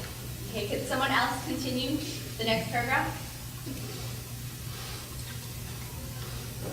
Creighton is located in the Watson Hill section of Wellsboro, a racially mixed neighborhood of small multi-family apartment houses and single-family homes, both owner-occupied and rental. Many of the neighborhood people work at Creighton and some of the other plants. Watson Hill lies near the edge of the town and borders on a large, undeveloped riverbank area called the Flats, which is overgrown with brush and littered with garbage. The neighborhood children are forbidden to play there at the time of year. Okay, someone else read the next paragraph, please. One day, some of the kids came home with a stray dog that was found on the flat. Its feet and legs were covered with a thick, oily substance that children's father, who works at Creighton, recognized as smelling like poop. He went back with the children to investigate, and in an overgrown area found a pool of chemical sludge 5 yards wide. Later examination by the city uncovered several dozen containers, most of them buried just below the surface, which appeared to contain chemicals from Creighton and perhaps other plants in the area, though no one has been able to prove their origin. Awesome, thank you. Can someone else continue? Creighton and other plants say that it is not their fault. They paid a company to take away the containers of chemical waste, and once it leaves the plant gate, it is the responsibility of the disposal company. Unfortunately, they say the disposal company and all of its employees and records vanished right after the chemical dumping was discovered.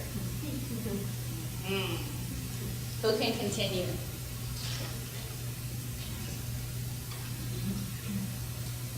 Your organization, Watson Hill Neighbors United, has been working to improve the community for 3 years. Of course, you are concerned about the chemical problem. In the community and the city at large, some people fear that if pressed too hard or forced to pay for the cleanup, the companies will close down and move away. On the other hand, some fear that if the city has to pay for the cleanup, taxes will have to be raised. And the last paragraph, if someone can finish this out.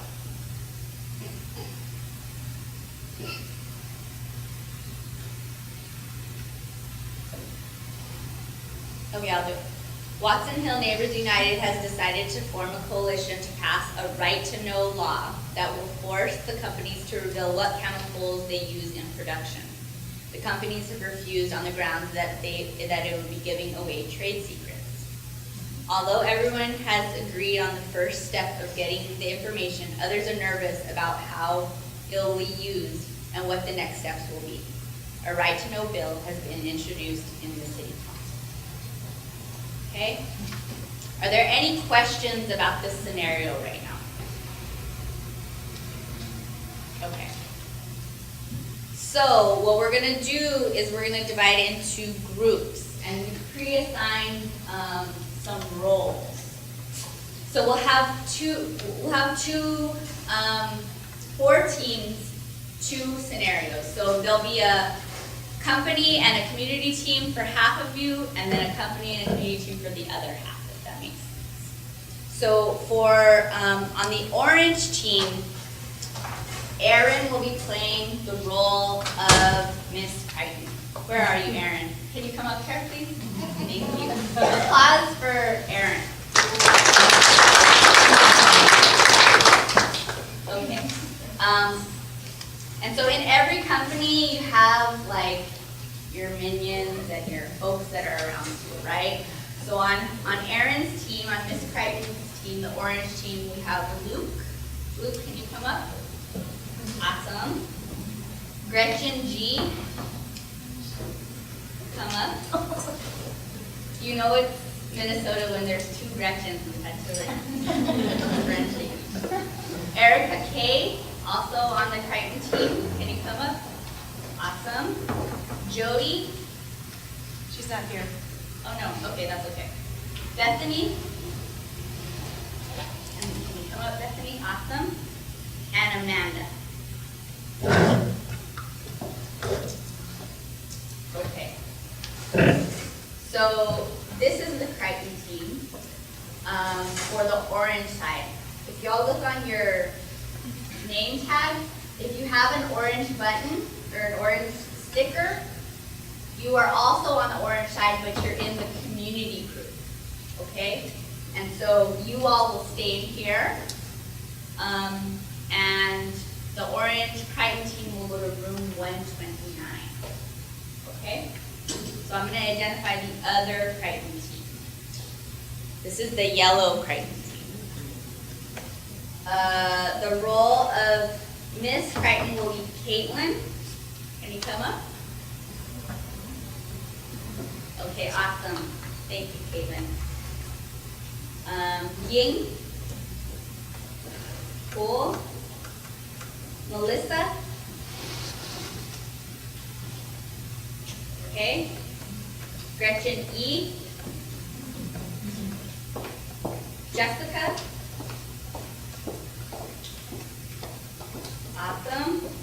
Jennifer? Okay, and Leah. Awesome. So this is the other Crichton team. Which And so- Leah? Which Leah? How's it spelled? Leah.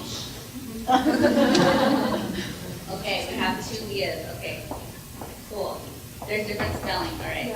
Okay, cool. Okay, and so those of you with the yellow that are still sitting down, you're the community group for yellow, and you will be in room,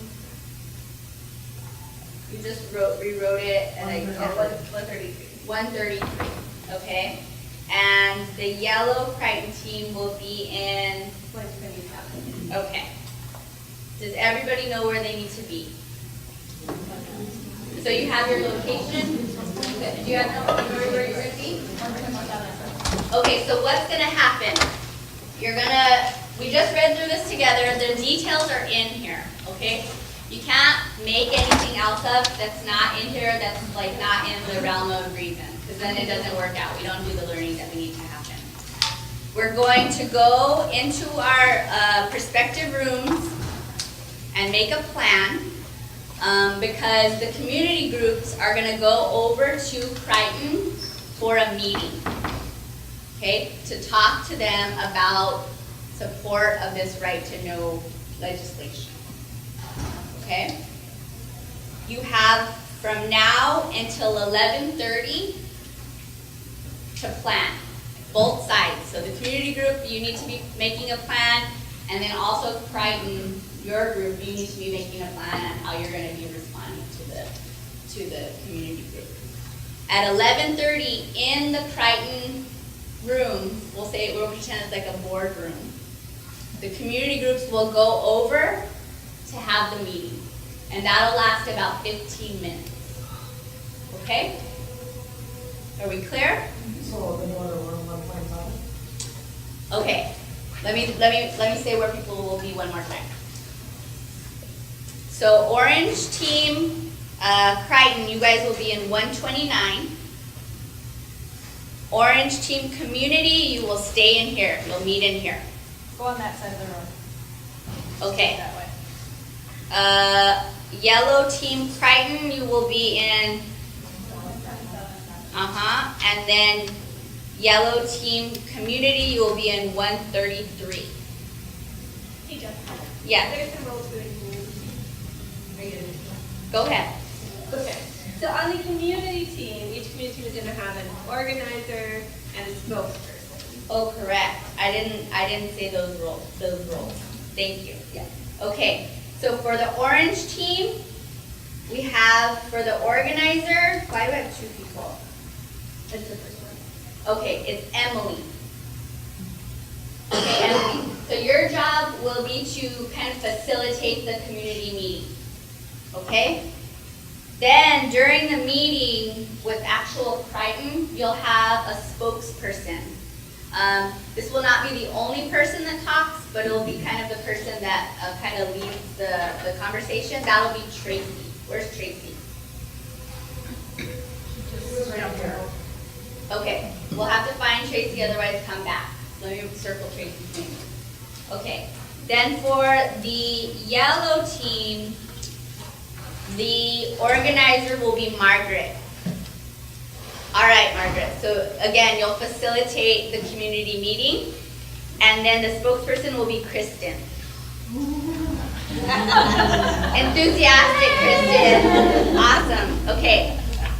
All right. Am I missing anything? I don't think so. So Okay. at 11:30, the community team will go to the Crichton team and we'll have meetings. So we'll go to 139. I'll help you guys figure out where you need to go. Just Everyone will organize lunch. Perfect. So you all this morning, you spent some time meeting with a turpentine company. How did that go? It could have went. Okay. So we learned some things about power, right? So what we're going to do now is we're going to we're going to dig a little bit deeper on this question of power and what it takes to have power and how we get some for ourselves. Does that sound good? Yeah? Okay. So power is another one of those words like organizing that we use in all sorts of ways to mean a lot of different things, right? What are some ways that we use the word power, and what do we mean when we say it? We mean that maybe that somebody's better than the other. One has, one's better than the other, or. Okay, so sometimes there's like a value attached Yeah. to it when we use it. Okay. What are some other ways that we use it? Yeah. Control. Okay. So we use it to mean control. Influence. Okay. Yeah. So there are lots of ways that we use it, and I think there are also sort of forms of power, right? So there's personal power, which means that we feel empowered to speak up and feel confident to use our voice and share our stories, and that is really important. But what we're going to talk about today is more the question around how do we move particular decision makers to say yes to us. And so when we're using the word power in an organizing context, we're using it in a really specific way. And so the way that we're going to talk about it here is power is our ability to get a decision maker to say yes to the things that we want. How do y'all feel about that? Kim's like, yep, I'm good. Ready to have some. Are there Some power. Yeah, I want some power. Does this definition make sense? How do y'all feel about it? Yeah, good. So again, I think there are lots of different ways that we're going to use the term. We're going to think about how do we empower people, how do we get people to feel comfortable engaging in our campaigns, but when we're thinking about what is the type of power we need to win, we're going to come back to this definition around power is our ability to get a particular decision maker to say yes to the particular change that we want to see for our communities. So in general, out there are sort of two kinds of power that groups have, right? There's organized people and organized money. Which form of power does your opposition have? Organized money, yeah. And which form of power do you all generally have as community groups? Organized people, yeah. So you or your coalition partners are trying to think about how do we organize people to have power. I do feel that the papers really bring a lot of organized people to the table in a way that we haven't seen in tobacco industry do in the past. Yeah. So they are also starting to bring organized people in addition to the organized money. The tobacco industry brings money, and the vaping organizations bring people. Yeah. Yeah. I think you're right. And I don't know here how you're seeing it, but in Texas we're seeing the vape shops are getting money from tobacco, money and training on how to go out and organize people. Are you seeing similar things here? They must be, I don't have evidence of that. Yeah. They must be, and then they're also creating names. Their organizations that sound just like ours. Yeah. Making it really difficult for decision makers to see who they're getting information from. Yeah. We're seeing that also in Chicago. Cook County just tried to pass a sugar sweetened beverage tax. And the American Beverage Association, the ABA, has done a huge campaign to organize people, and they're training grocery store owners and convenience store owners on how to do some of this work. So I think you're right that they have traditionally brought money, and now they're starting to bring a combination of money and people. I just want to interject here that in Minnesota, we're also thinking about a third kind of power, which is this narrative power, which I know you're not going to go into, but I think that these two pieces have been talked about a lot, but there's some major campaigns in Minnesota that have been won using organized narrative. Okay, talk a little bit more about what you think that entails. It's hooking into the worldviews that people have. And so there are worldviews that get in our way of actually creating the change we want to see. So when we only come out with an individual worldview, then we have a very hard time doing things collectively. And it relates to tax policy, it relates to a variety of things. So in Minnesota, organized narrative was used to defeat the marriage amendment and to actually advance the same-sex marriage bill, which passed a year later. And it was a strategy that organized narrative was engaged lots of organized people and some organized money to change how people were going to vote on that amendment.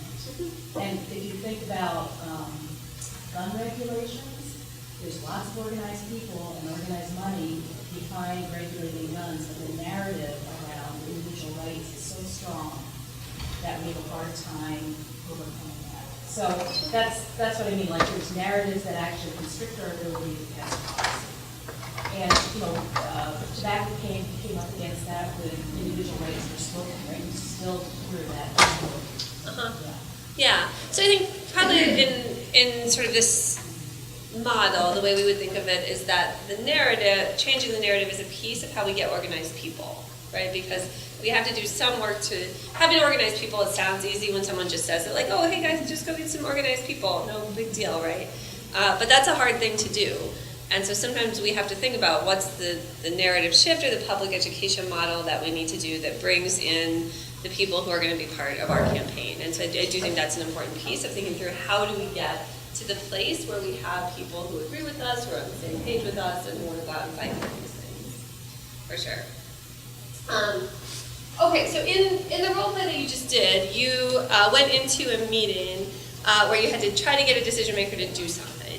And so in general, when we're planning these meetings, what we want to start to do, the question that we want to start to ask ourselves first is, for this particular decision maker in this particular context, what is our relationship of power to this particular person? Because again, in your room, you had a lot of power, right? You had a ton of community power. Our team had youth and parents and the media and people who are concerned with the environment, all sorts of things. But they weren't the particular organized groups of people that had anything to do with the company. So when you're thinking about power, it's relational. So what is our relation to this particular decision maker? And so the first question you want to be asking is what can we do that will have some consequence for this particular decision maker? And you want to be able to answer that question. So if we want Crane to do something and they say no to us, we will do X. And in that meeting, we couldn't quite arrive at what X was, right? We didn't really have a boycott thread. It was hard to strike in a right to work state. Crane doesn't sell to the general public, so they aren't particularly swayed by bad press. And so we're going to, when we go into these meetings, we're going to keep digging until we get to a place where we can say, if they say no to us and we do this, the consequence will be Y. And where we got to in our Creighton meeting was, we can't really do anything to Creighton. We don't really have a relationship of power. But if we go to City Council and we say, hey, City Council, we want this right to know bill. We are a very well-organized community group, and we're asking you to do this. And we do that and City Council says no to us, what is the consequence?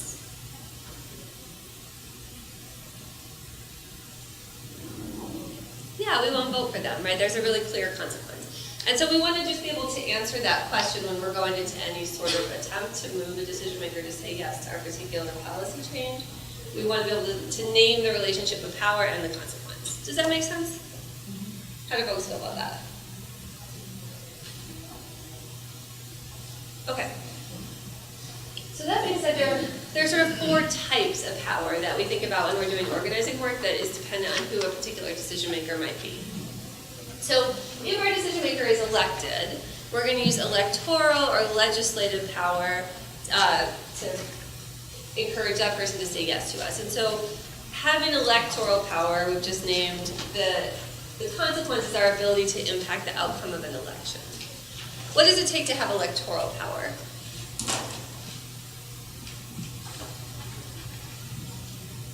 What do y'all think? We need electoral power. What do we need to have? Voters, yep. Registered voters. What else? Campaigns. Say more about that, Jeanette. Well, you have to have somebody to vote for. Okay. Like, it's not enough just to vote against a person. Okay. You have to have campaigns that you are supporting. Okay, so you need good candidates. Yeah. Yep. Okay. What else do you need to win elections? What does our opposition have? Money, yeah. And then I also think if you're trying to build electoral power, there's a piece in here on your ability to impact public image, right? In the Creighton role play, the public image piece was hard because Creighton doesn't sell to the general public, and so if they get bad press, it doesn't do that much. But if a politician gets bad press, what happens? There gets to be press then. What's that? There gets to be press. Yeah. You know, bad press against them if they don't get reelected again. Or yeah. Even the thought that they may not be good. Uh-huh. So they need a good public image in order to win re-election. So community groups' ability to impact a public image here is a piece of building electoral power. Cassandra? I guess I would take it a step further by saying, the elected official came into his or her position because they have issues that they care about as well. And if they're not re-elected, they can't, move those issues along. Yeah. If there's something in the way in terms of bad PR, it would also disrupt their agenda. For what they want to accomplish. I think that's what they're going to care about. Yeah. All right, so to have electoral power, we're thinking about building some combination of voters, maybe a little bit of organized money, and we're thinking about our ability to impact an elected official's public image. How do we feel about that one? That make sense? Okay. So how about if we're trying to get a company to do something, like we were in this role play? So in that case, we want to build consumer power. And having consumer power is our ability to impact profits. It's our ability to impact the bottom line of a company. What do y'all think it takes to have consumer power?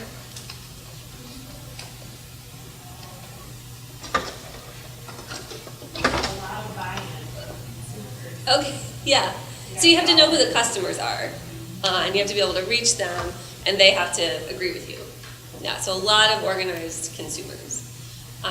And again, I think here, if the company sells to the general public, then there's a piece around, can you impact the company's public image? Like when we think about the United example, right? Why did United care about the bad press that they got?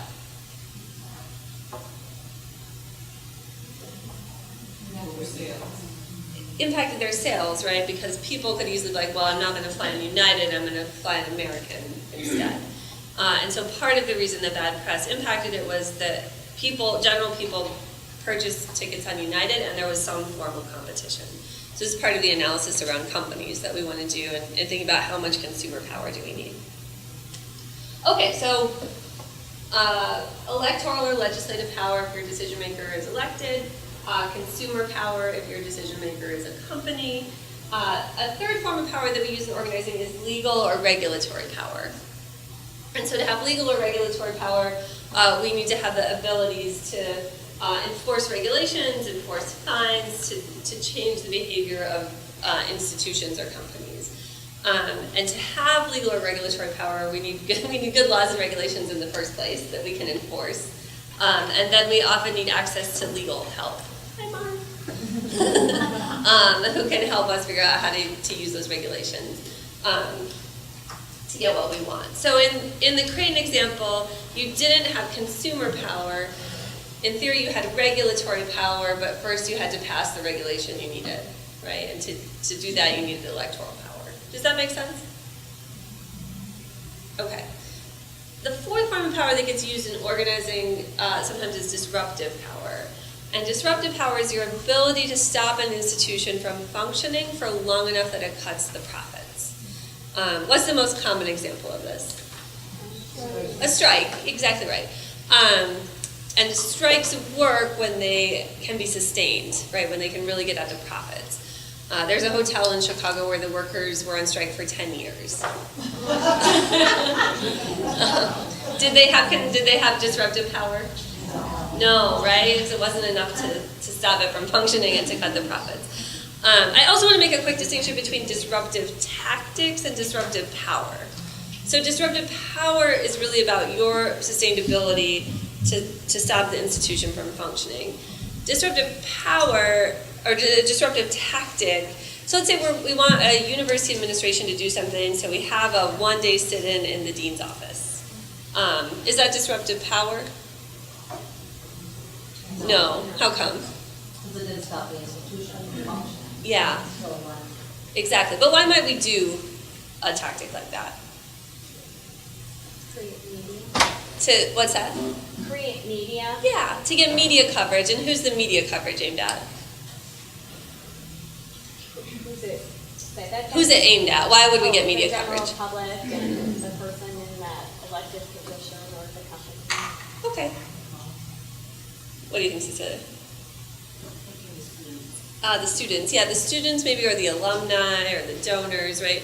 So we're trying to think, if we're trying to get the school to do something, it's probably somewhere around consumer power that we're using.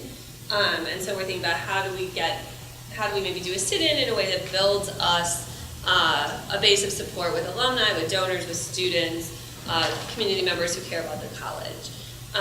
So we always just want to remember, are we thinking about this as a disruptive tactic, or are we trying to use disruptive power and make that distinction for ourselves? Does that make sense? Okay. What questions do you all have about these 4 forms of power that we tend to use the most often in organizing? Why do you call it consumer power versus, I mean, like, that sort of implies that it's all about individual customers of a company, where I think these tactics are used against companies that don't necessarily have individual customers. You know, like a Target, like, that's been used against Target here, and I just curious on the language. Yeah, what do folks think? So if you want to get Target to do something, who do you need? No, I'm saying it makes sense in the case of Target. Oh, It doesn't make sense in terms of Koch brothers. So if we wanted the Koch brothers to do something, what are their interests? What's that? Well, I said their interests are oil. Okay. Oil at profits, right? Yeah. So if they're motivated by profits, the question is how do we impact their profits? Right. That I get. Okay. And who can impact their profits? Okay, consumers can impact their profits. Sometimes the scale is a lot bigger, right, depending on who the company is. But to have consumer power, we're really just thinking about, is there a way in which we can impact profits? Yeah. And sometimes it's a small group of consumers, sometimes it's a big group, sometimes maybe it's other companies themselves that would have to impact that. I think maybe there's a scenario with Creighton where if you could figure out, it'd be very hard, but if you could figure out where they sold their turpentine to, and then you could organize those customers of those companies to pressure Creighton, you might be able to get to it. So I think there's a question of scale for sure with a lot of consumer power. Yeah. I guess what would be helpful to me is if you can give an example of consumer power that's not related to a company, not a business, but I'm thinking about in the work of tobacco, working with council and does that make sense? Say the question one more time. So I feel like this example is related to like a company or a business model or aspect, like things or Target or whatever, but how do you use these terms, especially the term, I'm trying to relate it to other non-business, non-business entities. Okay. So thinking about our tobacco work, not necessarily within like, I guess, the tobacco industry, but who are the players in the tobacco work? No, I was kind of thinking like how we would use, I don't know, I really don't know. I understand it in regards to business model, but someone else can articulate what I'm saying. I think it's hard because we wouldn't use it in all likelihood in tobacco. Like, we're not gonna boycott a store in town or encourage that because it's not our public health role. I will give an example from many years ago though, when we were working on Clean Indoor Air, we had a restaurant owner who was on the city council and he refused to recuse himself from the council with the Clean Indoor Air vote, even though he had one restaurant that allowed smoking and one that did not. So it was clearly in his best interest to have no policy, because he could have the best of both then. And so while it wasn't something we promoted, many of our coalition members chose to no longer frequent his businesses because of the way that he conducted himself in that. Right, but all forms of the power don't have to be that. Oh, no. Yeah, you use one form per decision maker. So if your policy was around getting clean indoor air in a city council ordinance, what form of power would you be using? Electoral, yeah. So the question would be around, how do we build the votes to get the city council to say yes to this particular ordinance we want to see? Yeah, you're just using one of these depending on who your particular decision maker is. Gretchen, did that get to your question? Yes. Okay, cool. Yes. Okay. When I have a question, so Yeah. when I see that, I understand like the connection, but I feel like in today's world with social media, that social media alone is like a form of power that impacts possibly all of that, you know, as far as image, but I mean, separate, you could, social media, a negative campaign can impact, I mean, it's a mode of power. What do folks think about that? I think that social media is a tool for all different that can be used. Isn't that so like a legislator or something, you tweet at your rep and say, hey, I want you to support this thing or what you know, that kind of stuff. But yes, it's very It's very useful, yeah. Yeah. So it's just something that we use to help build up organized people or organized consumers, and certainly to impact public image, for sure. Okay, so we're going to keep talking more about how do we use these. Which of these four do you all feel like you're using the most often in your policy change work? What's that? Electoral. Yeah.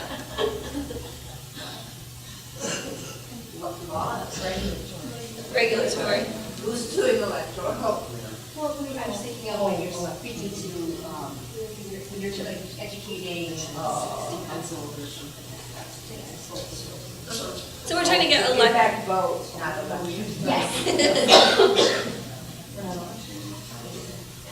Okay, so we're mostly using electoral or legislative power to get elected officials to make decisions around regulating tobacco or tobacco use. Yeah, okay, cool. So when we're thinking about analyzing power, what we're trying to think about are what are our decision makers' particular vulnerabilities and what are our strengths. So that's how we start to suss out what our power is.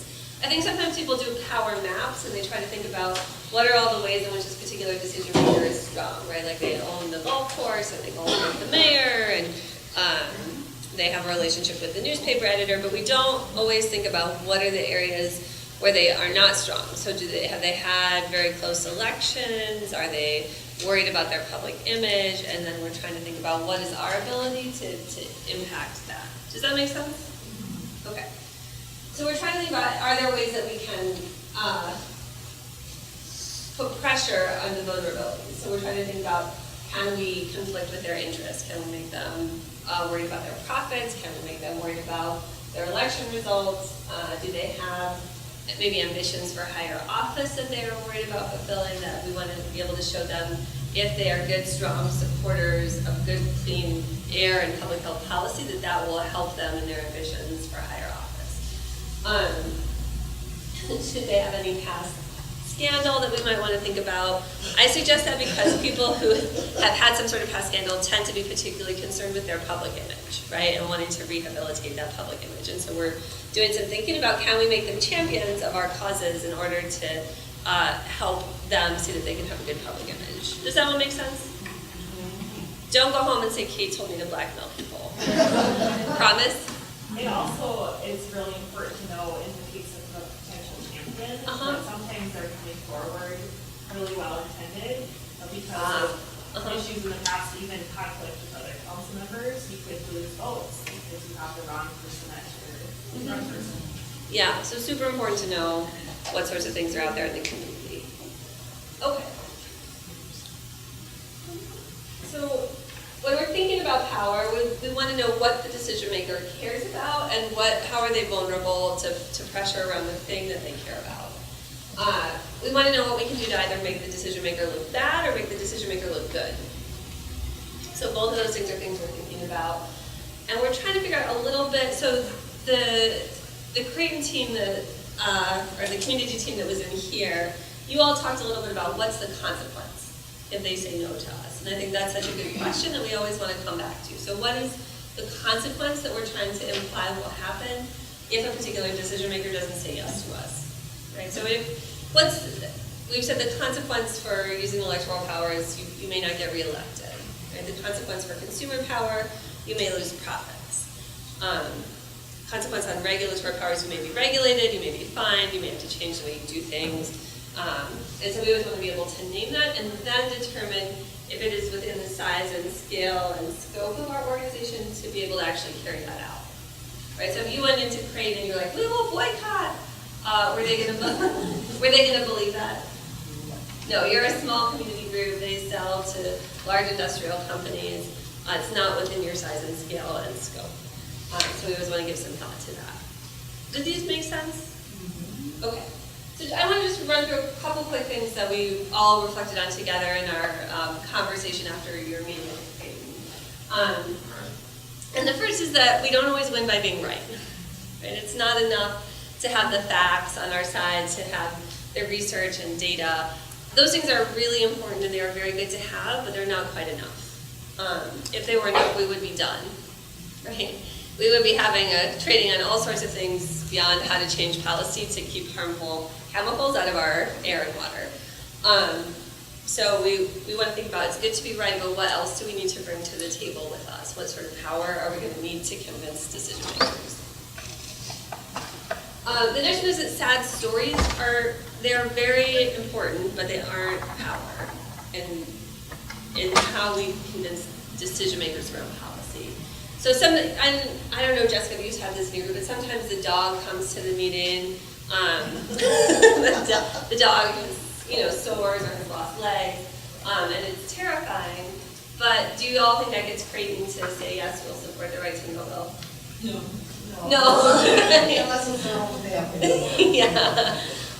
It doesn't. But if you took the dog or the child who's been exposed to terrifying chemicals out of the Creighton boardroom and they talked to people in the town, what does that do? Energizes some people. Yeah. Yeah, so it energizes people, it gets people to really understand the impacts and how terrible this turpentine spill is. It brings people in, it gets them to understand that the company saying, I have trade secrets, doesn't quite stand up to the fact that our children's lives are at stake here. So they are super important in building power, but they are not necessarily power over a decision maker. And so sometimes I think we forget that step, that we take the story right to the decision maker when we should take it to our communities, mobilize our communities, and then go as a big group to the decision maker. Does that make sense? Cecilia, did you have a thought? Just thinking with small towns and yeah, how people are afraid of the same people that you might use are the same people that you talk to at the city council level, and I find that to be hard a little bit to mobilize people as a team. Okay, so it's hard to get them to want to talk publicly about their experience because people in power in the city council can impact a lot of things. Yeah, do have folks experience that?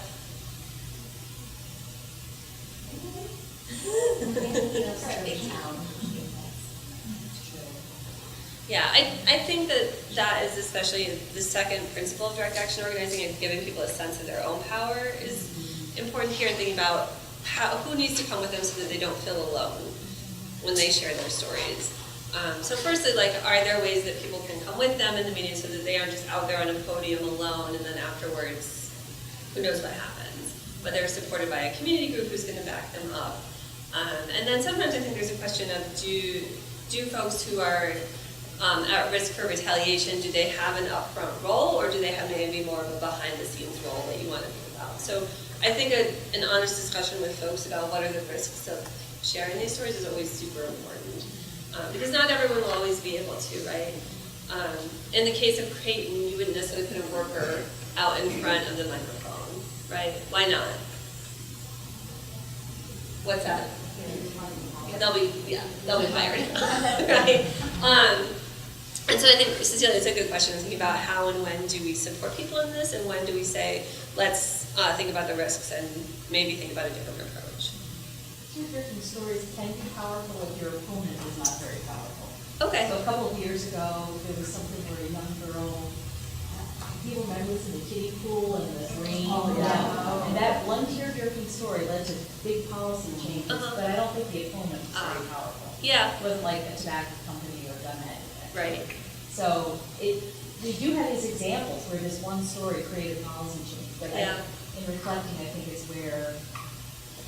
But too, Jeanette, that family was wealthy, or not wealthy, but more.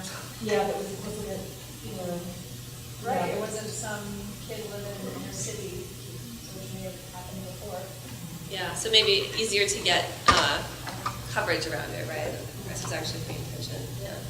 But I think Jeanette's reflection is really good, right? That advocacy works sometimes, and this absolutely works sometimes, but the analysis is around who's our opposition and what sort of power are they bringing. And if they're bringing organized money, then we've got to think about what power do we bring in addition to all of the other things that we're already bringing to the table. But I have had the experience in our area, the county commissioners have made the statement that when kids and youth are presenting the story, that they have said, I look at this differently because of the kids that are here. So I do feel like sometimes who's presenting it maybe makes a difference. Yeah, I think so. I also wonder at some level of some of their analysis is there are kids in front of a microphone, and if I do something against the kids, I look bad. That is a little bit behind that. But I also think it's good to get kids engaged in this work and get them working on it and engaged in the political and legislative process. So again, I think back to Cecilia's question, we just want to think about how do we back the kids up with additional power so that they aren't out there on their own. Okay. The next one is a tone and style matter, but they are also not power, right? Our room had a little kerfuffle over the chairs and where the chairs went and who's going to sit in the chairs. And those were important pieces of the meeting to talk through, but they didn't determine the outcome of the meeting. So we want to be thinking about how do we use the tone and style of our tactics as a part of our strategy in ways that are not necessarily our analysis of power, right? Because in this meeting, what you wanted was to be able to go to the city council and say, we tried to meet with the company was unreasonable. They said they would just put dirt over toxic chemicals, which city council is why we need you to get involved. I know, it's shameful, right, Kim? Yes. It is. And so we wanted to do the tone of our meeting in such a way that it actually got the company to be disregarding of the problem, because that furthers our longer term strategy in that. So we wanted to think about what's the power, what's the strategy, and what's the tone that gets us to where we want to go. Does that make sense? Okay. Yeah. So in our group, the Crichton group was kind of militant in terms of not letting us in the room, not letting the community in the room. Yeah. Right? Yeah. And we talked about if they would have just let everybody come in and talk, how that would have changed. Mm-hmm. And what was the conclusion that we came to? Well, they decided how the group spoke or in what order they spoke. Right, and if they would have let everybody speak and everybody in the room, how would that have changed the outcome of the meeting? They needed to get our opinion. So that's the example, right? The tone could have been more conciliatory or it could have been stricter, but it's different than the power that the community group actually presents in that space, right? So your analysis around what's the best tone should come from what are we trying to get out of this meeting and what are our members comfortable with, right? So if this is a first-time community group, you're trying to maybe engage the PTA for the first time, there's some thought around what's the tone that is going to make that group of folks the most comfortable with being a part of this meeting. Okay. So finally, when we go into meetings with decision makers, we want to remember that the demands that we make of them are backed up by real power, that there's some consequence if they say no to us, and that they care about that particular consequence. So our job as organizers is to do some analysis around what do we want, who are we trying to get to say yes to us, and then who do we need to organize so that there's community power pushing up that can go up against the opposition that we have. How do folks feel about that? Especially if we know. Yeah, especially if we're up against tobacco and sugar and some really big things. And the Crichtons. And the Crichtons, ooh. They're scary. All right. So what we're going to do, I know it's right after lunch, we're going to take another break. Grab some coffee, grab a cupcake, we're going to take a quick lap outside, and then we're going to come back after Cassandra gives us an update, and we're going to talk strategy. Take it away, Cassandra. If whoever's staying at Staybridge, come back and talk with me it's during your break. If anybody's staying at Staybridge, come and talk with me. Okay, cool. We'll see you at 2:25.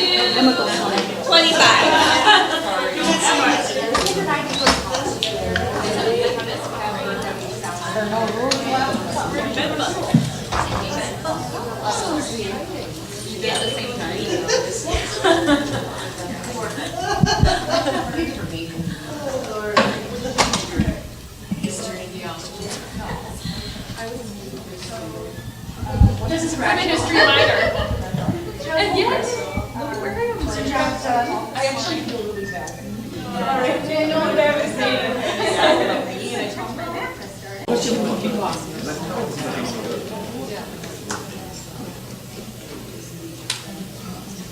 Okay, before we jump into doing something different, how many of us skip back and forth between doing a million different things all the time?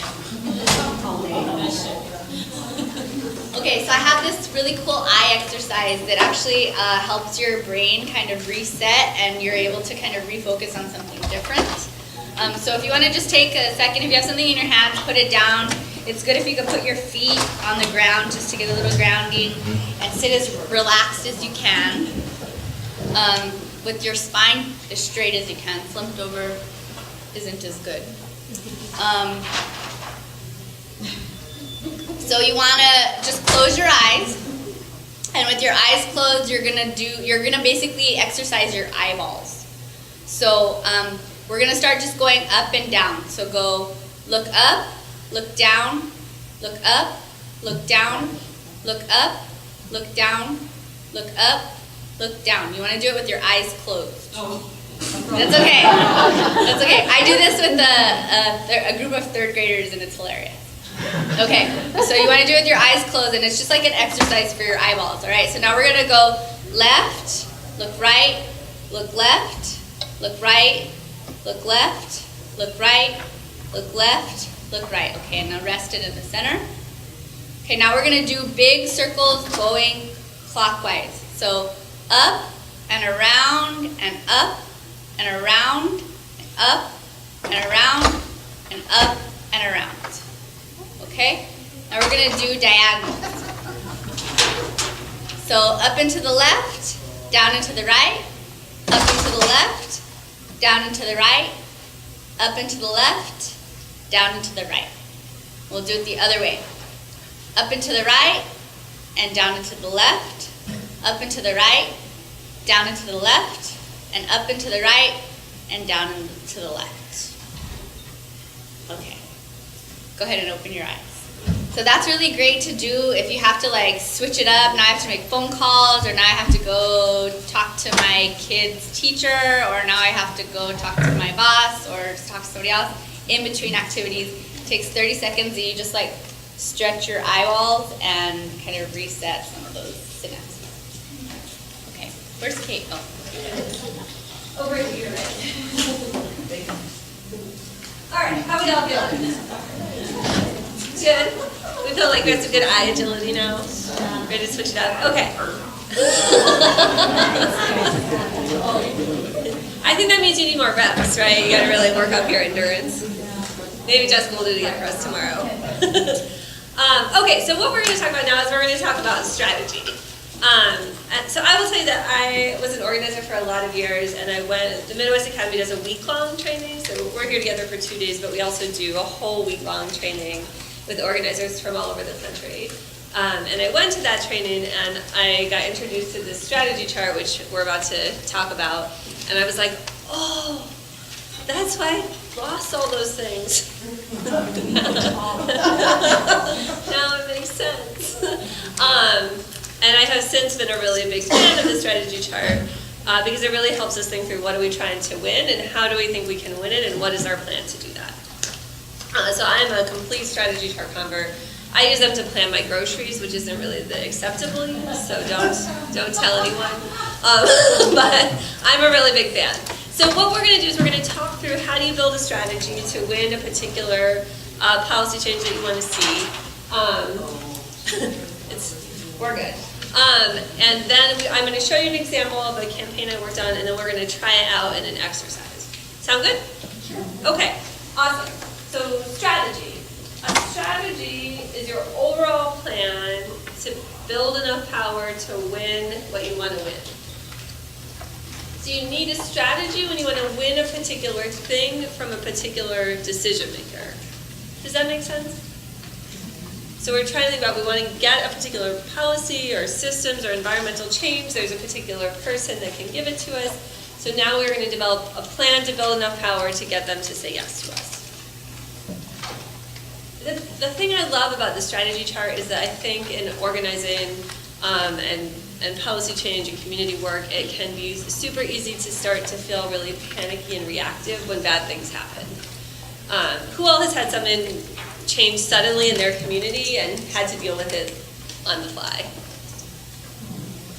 Yeah, it happens, right? You think you're on a path towards something and something changes, and you've got to completely change everything about what you're doing.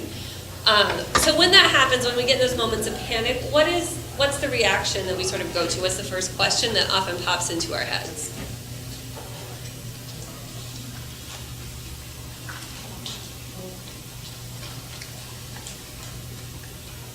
What's next? Yeah, what's next? What are we going to do, right?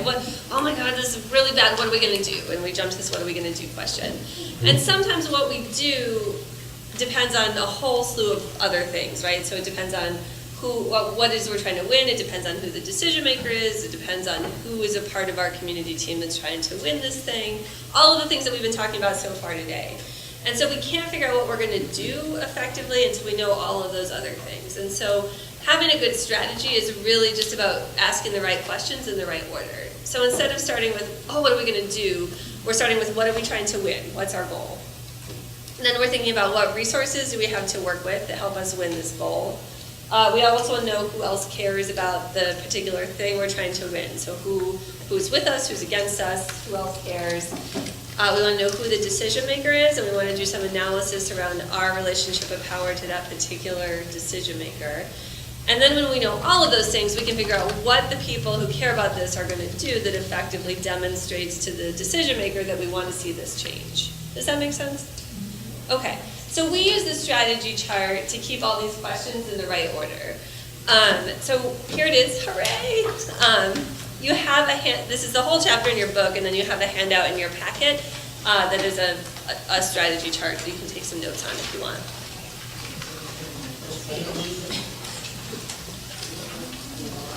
It does look like that. Laura, will you hold it up? Okay. Page 33. 2, 3. Okay. All right, so when you first look at it, it looks, we'll talk about that tomorrow. It first looks like a series of lists, right? It's 5 columns, looks like a series of lists, but it's actually like a spreadsheet. So in a spreadsheet, if you change something in one column, what happens to all the other columns? Say it again, Jamie. I said it's first. Yeah, it changes them, right? It adjusts them, and so good strategy is about how the columns relate to each other. So we're going to first walk through each column one at a time, and then we'll talk about how they connect together. So we're going to start with the goals column, because the goals column is where we're thinking about what's the thing we want to win. What's the real improvement we're trying to win? What is our goal?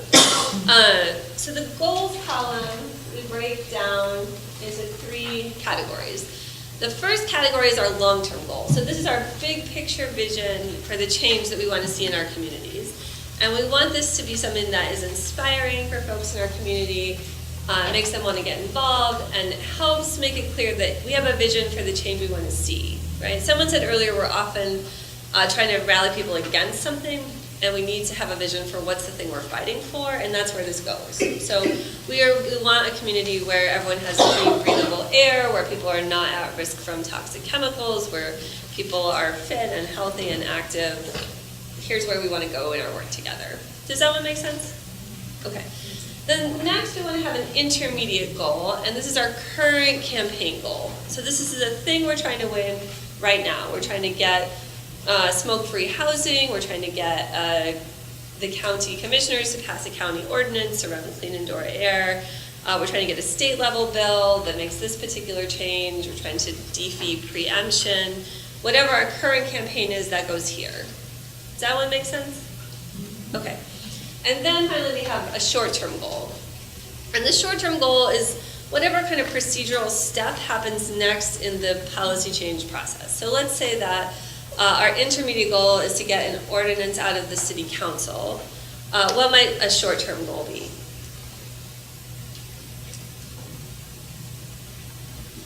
Gain support. Okay. So gains, say more about what that would look like. Like getting people on your side and really to block businesses. Okay. So at the goals column, we want to keep this focus on things we're asking for from decision makers. So the things we're trying to win. So I think it's super important we have to bring people along and recruit folks to join us. That's going to come in a couple columns down the road. It's super important. But here we're thinking about what are the things we want to win.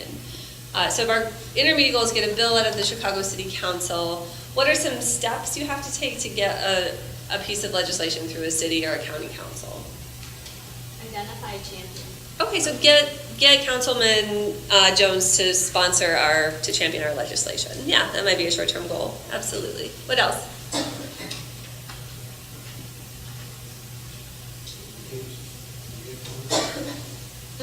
So I think we want it to be framed in terms of an ask. So we want it to be what's the particular thing we're asking them to do once we've educated them.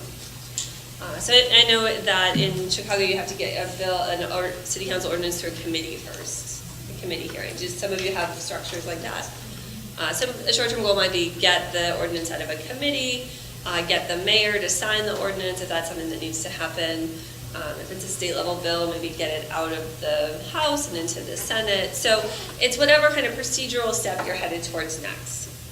And the reason we're being sort of picky about like what's a goal and what comes later in the chart is that short-term goals help keep your demands focused. So when you go to meet with decision makers, you're always clear about what you're asking for. So are we asking Alderman Mel is my alderman. I ask her to do lots of things. She does almost none of them. My city council person. So a short-term goal might be get Alderman Mel to not take money from the developers. It's something we ask her to do unsuccessfully so far. But it's good to have that as a short-term goal because when we go to her office, it's not like, hey, Alderman, can you stop increasing housing costs in our neighborhood? Like it's a really clear thing that we're asking for. So we're always clear on what our particular ask in a particular meeting is. Does that make sense? The other thing that's really good about short-term goals is they give you small victories to celebrate along the way. This work is long and hard, and if we're bringing people along with us, we need to keep them motivated and engaged for the long haul. And so having really clear short-term goals that we've accomplished along the way helps us do that. I once, we'll talk more about this when we talk about coalitions tomorrow, but I once worked on a terrible idea for a bill where we had a coalition and we were like, what do you want, and what do you want, and what do you want? We put it all in one bill. And we tried to win it all at once. That's a bad idea, don't do that. But we tried to work on it for 2 years, and at the end of 2 years, it was clear we weren't gonna win. But we got that bill out of committee, and we had a whole big party. We're like, we got our bill out of committee, look at us. And then the next year, we moved on to something else. This still gave us a small thing that we could celebrate. So be clear about your goals because they will keep you focused, and they will also give you those smaller victories to celebrate. Does that make sense? Okay, we feel good about the goals column. Long-term, intermediate, short-term. Yeah? Okay. So our next column is thinking about what are our organizational considerations.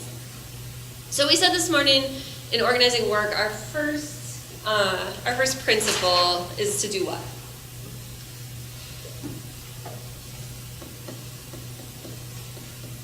We have 3 principles that guide our work in direct action organizing. What's the first one? Yeah, you've got it, Cecilia. Say it louder. Win. To win real improvements for people, right? To win clear, concrete change. And so that's what the goals column is about. It's thinking about what are the real concrete changes we want to win. Then we also said one of our principles is to alter the long-term relations of power. And what did we say is the first thing it takes to do that? I know that was like 3 hours in a role play ago. There we go. Yes, build strong, lasting organizations. Put it down. Yay! So column 2 is we're thinking about how do we build a strong, lasting organization. What do we want to win? Column 1. What are we trying to build? Column 2. So the first thing we're thinking about in column 2 is what do we have to put in? So what resources do we have available to work with? When I say resources, what all sorts of things do you think we're thinking about here? Money, people, Yeah. information. Okay, yeah, money, people, time, information. And we're trying to be really specific, right? So how many, I think I know the answer to this because Jessica asked you how many of you switch between a lot of things every day, but how many of you in your work on one issue at a time? Oh, no one. Yeah, so if we're building a strategy that we're gonna work on in this room together, we wouldn't say we have 50 people, right? Because we don't have 50 people at all of our time. We have 50 people who each maybe have 1/6 of their time to give. And if we build a strategy for 50 people at all of their time, what's gonna happen? Did you say hell, Gretchen? What did you say? I didn't say anything. Oh. Yeah, we're not gonna win, right? We're not gonna be able to do it, people are gonna be burnt out, we're gonna lose people. So we're gonna be, how much time do we have, how much money, what sorts of information do we have, what sorts of research do we have some good testimonials, do we have trained spokespeople, all of the things that it takes to win we want to be thinking about here. And we want to challenge ourselves to push beyond just time and money because it does take a lot of things to win and we often have more resources than we think we do. Does this piece make sense? You know, one of the things for organizational considerations, at least I get against it, it's not a resource thing, but will I have the backing of my leadership? Because I won't have it in every issue. Yeah. So that's a consideration, but not a resource. Yeah, for sure. A good thing to think about. And if you do have it, then what does that look like and what is your leadership willing to do? Yeah. Okay, so the next thing is what do you want to get out of it? So we said we're trying to build really strong organizations, and so here's what we're thinking about. What would it take for our organization or our work to be stronger? So for you all, with either within your own work or organization, within your community leadership team, what do you need to be strong? What would make you a bigger, stronger force to be reckoned with?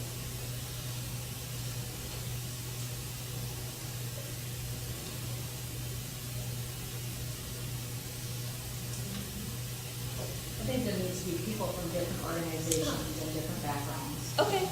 So a broad, diverse coalition would be something you would want to get out of it. Yeah, that's great. What else?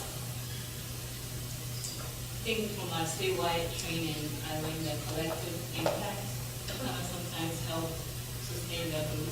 Okay. So you're moving towards something that everybody's coming to everyone, and you have tangible outcomes. Okay, so you would want to be, one thing you might want to build is being seen as a group who makes real changes for people and some visibility around that. Yeah, for sure. Another thing is, I think a lot about we need to build more leadership. Yeah. And that has to do with our cross-sectoral partners, but people who are willing to step up and take the lead. Okay, yeah, we want to build and cultivate and train leaders for sure.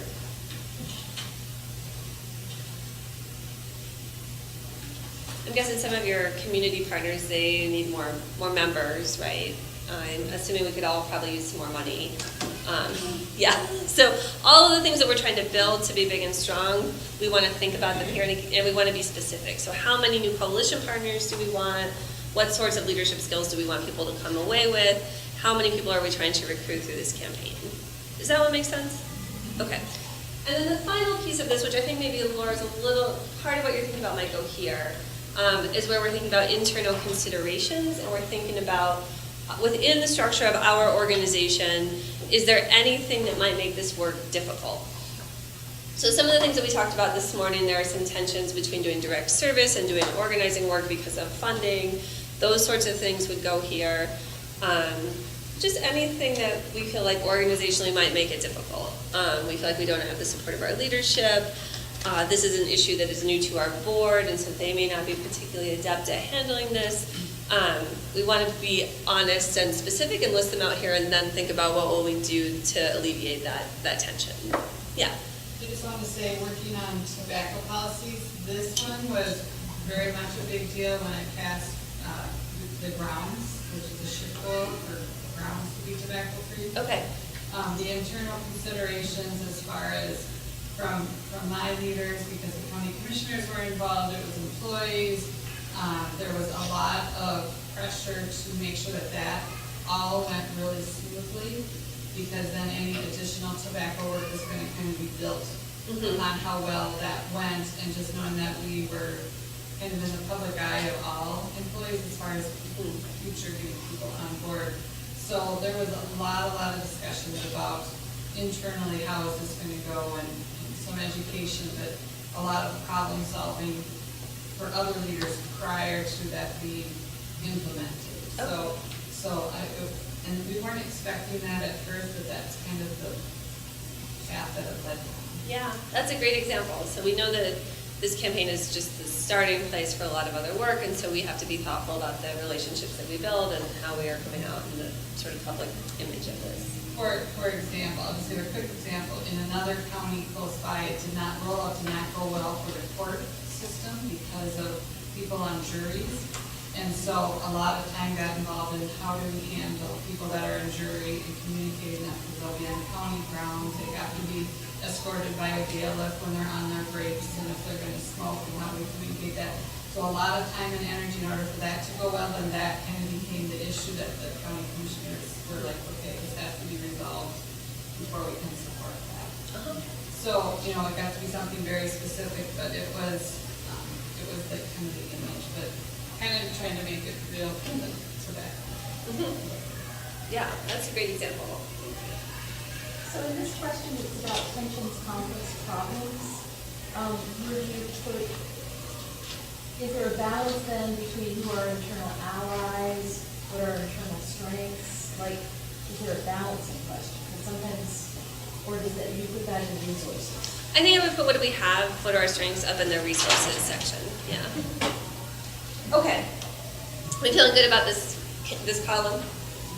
Okay. Language barriers, different internal consideration. Yeah. I will also say that we'll mention this again tomorrow, but also in your packets, there's a framework that you can add to the strategy chart once you've kind of gotten the lay of the land that helps you think through what are the racial justice and equity questions that you want to be asking in addition to sort of the organizational questions around resources. And so I think that would be a question around that, like are we going to need to provide translation services? Do we need to provide childcare? Those questions would go in. And so tomorrow we'll remind you that that is there and answer some questions about that. Yeah, thanks. Okay. So column 3, constituents, allies, and opponents. So here's where we're asking and answering the question, who else cares about this issue? There are 2 things that I think we want to try to push and challenge ourselves around in this column. And the first one is that when we're thinking about who cares about this issue, who supports us, we have to start to think beyond the usual list of suspects. I see a lot of strategies where groups will be like, well, we want to win an environmental campaign, so it's going to be the Sierra Club and the Natural Resources Defense Council and the League of Conservation Voters, because we always work together and we all like each other and we all agree, so that's our campaign. Have you all seen plans like that? Yeah. So if those 3 groups have already been to the decision maker and asked them to do something and the decision maker has said no, and now the same 3 groups are back again, what is going to happen this time? He's going to say no again, yeah, or she. So we have to think about how are we building out a broader base of support that is just beyond the sort of obvious list of groups who we think might immediately care about this. I think one example from Illinois is that a couple of years ago, we passed a statewide law saying that undocumented folks could get a driver's license. And it took 10 years. And in part because the first, we stick to it and are staying until we get there. But the first number of years were really, the coalition was made up really of immigrant rights groups. By the time it was one, it was broader than that. Can you all think about who else might have cared about making sure that folks are getting driver training and have documentation for being able to drive? Okay, say more about that. Well, I mean, once they get older, they need to be adjusted. The driving skills a lot. Okay, so any structures that think about like... To stay safe. Okay. I think employers. Okay. Yeah. Exactly right, because we want people to be able to get to work in a safe way. So people who employ folks, absolutely, they became a part of that coalition. Yeah. I think law enforcement. Why do you think they cared? Well, they care that people have their driver's license. You know, I mean, otherwise people are going to be driving illegally, and then all of a sudden there was people in jail, or we're finding people, or, you know, we don't want people to break the laws. I mean, they don't want to spend all their time doing something. Yeah, and it made their jobs easier to investigate a crash if they could sort of be able to document what had happened. So they were part of that coalition. Yeah. Why insurance companies? Well, because A, they can sell more insurance, and B, they don't have to pay so many, what are those kind of claims for the other party does not have insurance. And they not have that. We do, yeah. No. It sounds like a terrifying place, right? I'm making it sound bad. Yeah, so you're right, insurance companies. Yeah, other thoughts? Pedestrian or bike coalition. Yeah, say more about that. That it's safer for pedestrians and bikers if people know the rules of the road and not have free training to drive. Exactly right. So we have to start to broaden out what we're thinking of in terms of who can be a part of this coalition. So we have to do something about how we cut and frame our issues to build a broader base of support that goes beyond the people we normally work with. How do folks feel about that? Who feels like this might be something they could spend a little more time on in their... I think it's going to be challenging though, because if you have the same like people and the same public health realm, you look at things through one lens. Yeah. So I think that can be challenging to solve this in terms of brainstorming if you don't have like a mix of other people at your table. Yeah. Yeah. I think it's a good thing to think about in your organizational considerations. Like, do we need to build out more community partners who allow us to have some more of these conversations? And does it cost more? Yeah. And do we need more money to recruit more people? Yeah. Well, just one sidebar on this. At our community leadership team, you know, you think, you know, we have the schools and healthcare and, you know, different people in there. But the one person that's really been helpful is a retired dentist wife. You know, and she used to work in the office and all of that, and she had a big role. But it's been really interesting because then she knows all of the ins and outs of, you know, tooth decay related to tobacco and related to, I mean, she's been a great resource for us. I would have never thought of that. Yeah. But, so sometimes people will surprise you of the different role that they have, that she's a community leader too, but that was another role. Yeah, I love that. So dentists. Yeah. That's a great thought of who else we can recruit. Yeah, thanks. Yeah. I think it's also sometimes really hard to find people or get access to people and then making sustainable relationships too.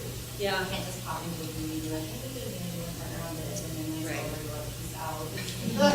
No worries about what you want to win. Yeah. Yeah, for sure. This takes relationship building and sustained effort. So tomorrow we're going to talk more about how do we build coalitions that last and where we have some of these deeper conversations around what are we all trying to win and how does this get us there. But I think it's not a one-way street, right? It's a conversation around what are we trying to win and where do these pieces all connect. Yeah. I have a question. Yeah. So when you do this, you do it as in our situation as public health staff, fill out this chart, or we do it in coalition with our CLTs, or maybe a steering committee or leadership group, smaller groups? That's a great question. So I think it depends on sort of your particular setup for your CLT, right? And sort of who's a piece of that. I always think the more people you can engage in the strategy discussion, the better. Who's been to a meeting with a decision maker where you have that one person who's suddenly way off track and you're like, what is happening here? We went to meet with our alderman Demel, who really loves us, about the city budget. We wanted her to vote no on a property tax increase for seniors. And so we brought some seniors, but we forgot to engage them all in the strategy before the meeting. And all of a sudden, my next door neighbor, Betty, was like, I really need 3 garbage cans instead of 2. Betty. Yeah. I mean, how much garbage do you have, Betty? But don't let the Sierra Club hear this. It'll mess up our coalition. I think the more people who are engaged in this strategy, the more likely people are to come along with you on all the tactics and to understand why we're doing these particular things that we're doing. So we're going to, this afternoon, we're going to try a group exercise where we do a strategy together. And while you're doing that, give some thought to, is this a format I could take back to my community organization or to my coalition? And we can talk more about that in the morning as well. But that's a great question, Cassandra, thanks. Okay. So beyond the usual is the suspects. We got to push ourselves a little harder to think more broadly, build broader coalitions.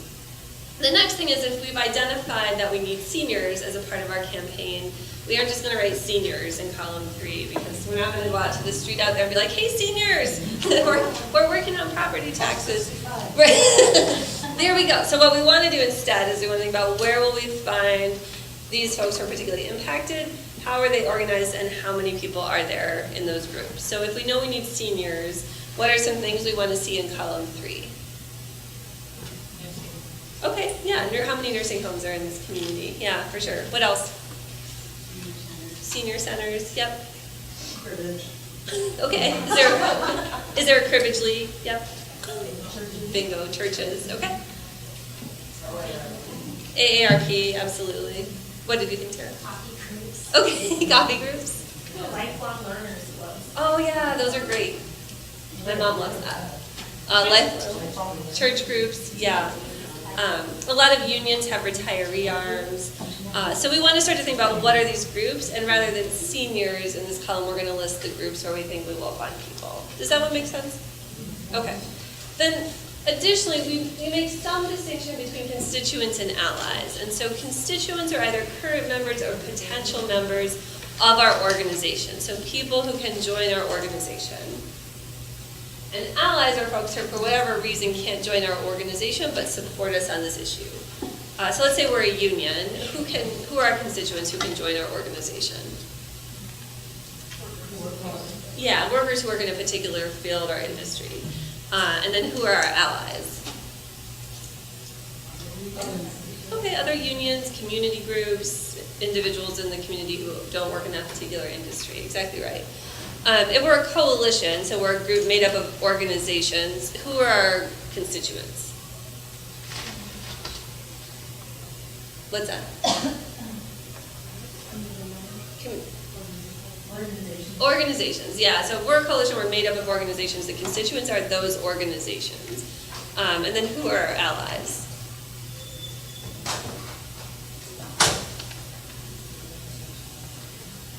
What's that over here? I don't know. Okay. The organizations that aren't there, I don't know. Okay, yeah, so maybe organizations that can't join our coalition or just don't have the capacity, maybe individuals in the community if we're a coalition and our membership is organizations, and individuals might be our constituents. So, or it might be organizations at different levels. So yeah. if you have a community-based thing, it might be statewide organizations that support you, but are part of your local coalition. Yeah. Yeah, so we'll have to do something for you. What's this distinction you want to make between either your organization or within your coalition, and who are constituents and allies? It's just helpful to think about who we try to recruit for the long haul and who's with us on this campaign.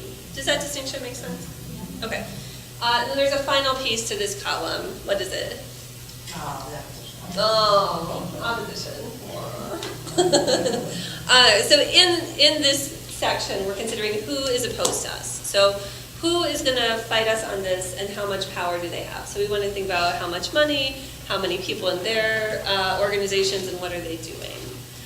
Why do we want to consider them here? What's the reason? Sometimes we're wrong. Okay, say more about that.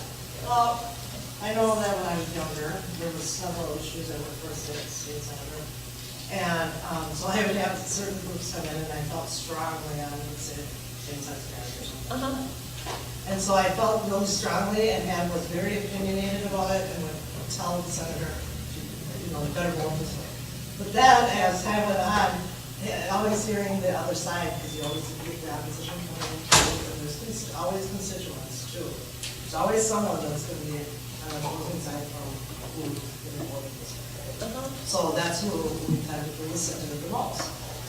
And so, I mean, seriously, you start learning a little bit more, and sometimes you kind of flip your initial, you know, how you initially voted. Because you learn more, and you kind of, oh, that was really naive, then I thought that way, and you switch sides after hearing their points because of like research and whatever I was put at. So sometimes, you know, can be a good thing. Okay. Hearing both sides. Yeah, so sometimes there may be groups in there that if you think, like they're opposed now, but we think if we go and we have some conversations around what this really means and share some sorts of how people are impacted and why this would change it, we think we can change their minds. And then if you know the opposition is too, and you still agree with your side, you know, the good side, or whatever you're fighting for, then you know how to respond to those people that are opposing. Okay. Yeah, so if we can't get them to change, then we at least know their talking points and we know how to respond to those. What's the other reason that we want to really be thorough about mapping out how many people they have? So you know what resources. Okay, and what are you trying to have? So if they have this many resources, what do you need? Resources that will antagonize. Okay, so we always want to make a clear distinction between the decision maker and the opposition. So the opposition is not ever the decision maker.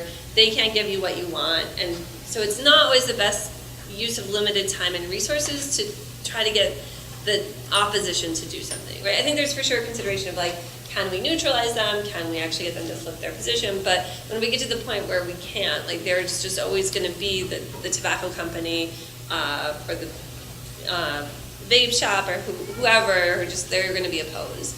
And so what we want to figure out is how much power do they have, because we want more than them. Right.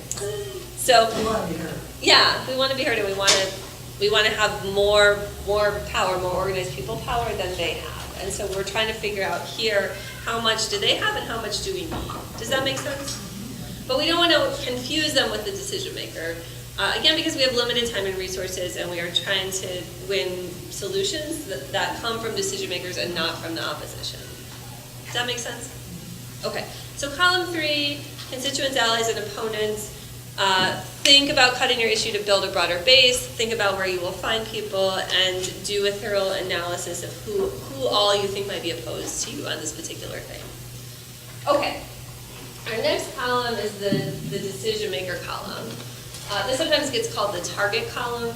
They get used sort of interchangeably, but I feel like decision maker is maybe a little bit clearer. So the decision maker is always the person who can give you what you want, who can say yes to your particular policy or systems or environmental change ask. And it is always an individual person. Why do you think this is the rule?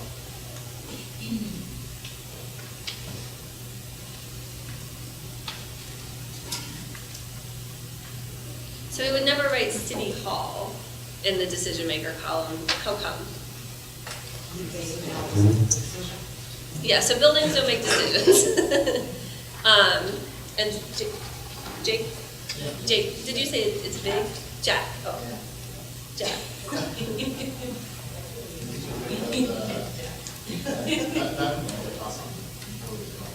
Okay.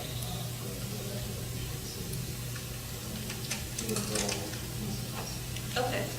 So we would need to name them out individually. And then we would need to do a separate strategy for each individual decision maker. Why do you think that's the case? Possible in the time you run their campaign. Okay. Yeah, Yeah, it might be different people. Yeah. Because your strategy is based on the individual person and what motivates them. So if we build a strategy for City Hall, and we don't really break it apart, and we end up just bringing people from districts 1 and 6, but really the person who can make the decision is the council person from district 4, what's going to happen? We'll lose because the council person from district 4 doesn't feel like there's anyone from their district pushing for this. And so we have to break it apart and think about how will we move each particular decision maker in a way that it is effective for them. So here, let's take Minneapolis for an example. How many city council people do you have?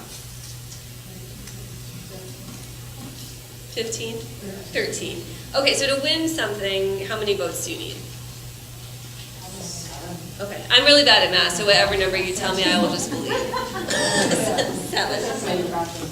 Okay. So we need, if we need 7. We probably have 1 or 2 who are absolutely with us, right? We have our Chan Band and our sponsor. So we'll say maybe we need 4 votes still. So how many different strategy charts would we have? 4. Yeah, at least 4, and we're going to consider each of those people individually. Does that make sense? How do folks feel about that? Okay. Oh, overworked. Yeah, for sure, right? Yeah. Okay. How many did you have to do? We started with 2. Uh-huh. That was about done with that, so. Okay. Yeah, and then we just, ended up doing 11 votes. That's amazing. Yeah. That is my life, there's lots of us. Congrats. All right, so overworked. That's a real thing, right? Because this column, it can't just be a name of a person. It is always a name and then your power analysis of that person. So if this person is an elected official, we need to figure out how much electoral power we need to get them to say yes. So we want to know how many votes did they win their last election by? How many votes did they win their last 3 or 4 elections by? What organizations endorse them? Who donates to their campaign? Yeah, I knew you'd go right to the scandals. How many people are registered to vote in their district? How many people actually voted? Are there any shifting demographic changes in their district? All of that goes into your power analysis. I know I just rattled off a lot of things. There's actually a handout in your packet that lists them all, so don't panic. You can go back and reference that later. But that means for every decision maker, you've got to go through that power analysis. So to Emily's very real concern, if this is a lot of work, what are some ways that you all think you might be able to complete this sort of analysis on each decision maker you're trying to move? Split it up. Okay, yeah. It's a good leadership development piece, right, to teach people how to do this really real research on decision makers. So maybe each organization takes a decision maker, different staff people take a decision maker. Yeah. And a lot of times they have, like, at the state legislature, they have a book that tells you, Yeah. how many constituents they have, how large the district is. I'm sure there's that for the federal, people that are, federal level. I'm not so sure. I think in the state legislature, they list the cities. Okay. Small Yeah, stuff. It's online, so you can Oh, look it's at online it too. by city, demographic, all that's online. So you can find all that online? Yeah, tell us the website you're using. www.pledge.state.mn.us. Okay, cool. And does that have information on campaign disclosures and voter results? Okay. You can go to the Secretary of State. Okay. Yeah. So Secretary of State is where you go. Yep. So I've seen organizations who make this a research project for interns, and each intern comes up with a portfolio for a different decision maker, and at the end there's a binder of everyone you think you might need to influence. So do some thinking, because Emily's concern is real, that if you get in the middle of a campaign, you're like, oh, now we need 6 strategy charts, that is going to feel like a lot. So do something into how do we do this work to have the information we need ahead of time. That's a way to make people feel good about themselves and they're helping out. Yeah, yeah, it's a great way to, again, build leadership and the piece around giving people a sense of their power, because they're doing the analysis of what does it take to get the things we want. Yeah. Okay. So elected official, we're going to figure out how much electoral or legislative power we need. If you're trying to move a company, we're going to do the same analysis around the head of the company for this. So all the questions we talked through with Creighton, we would want to consider here. How about if your decision maker is appointed? How many of you try to get appointed people to do something sometimes? It's like the head of a department, the head of a school. Is anyone working on a campaign like this? Yeah, okay. So if your decision maker is appointed, Do you have a relationship of power with an appointed person? What do folks think? So the 4 forms we use most often, which do we have?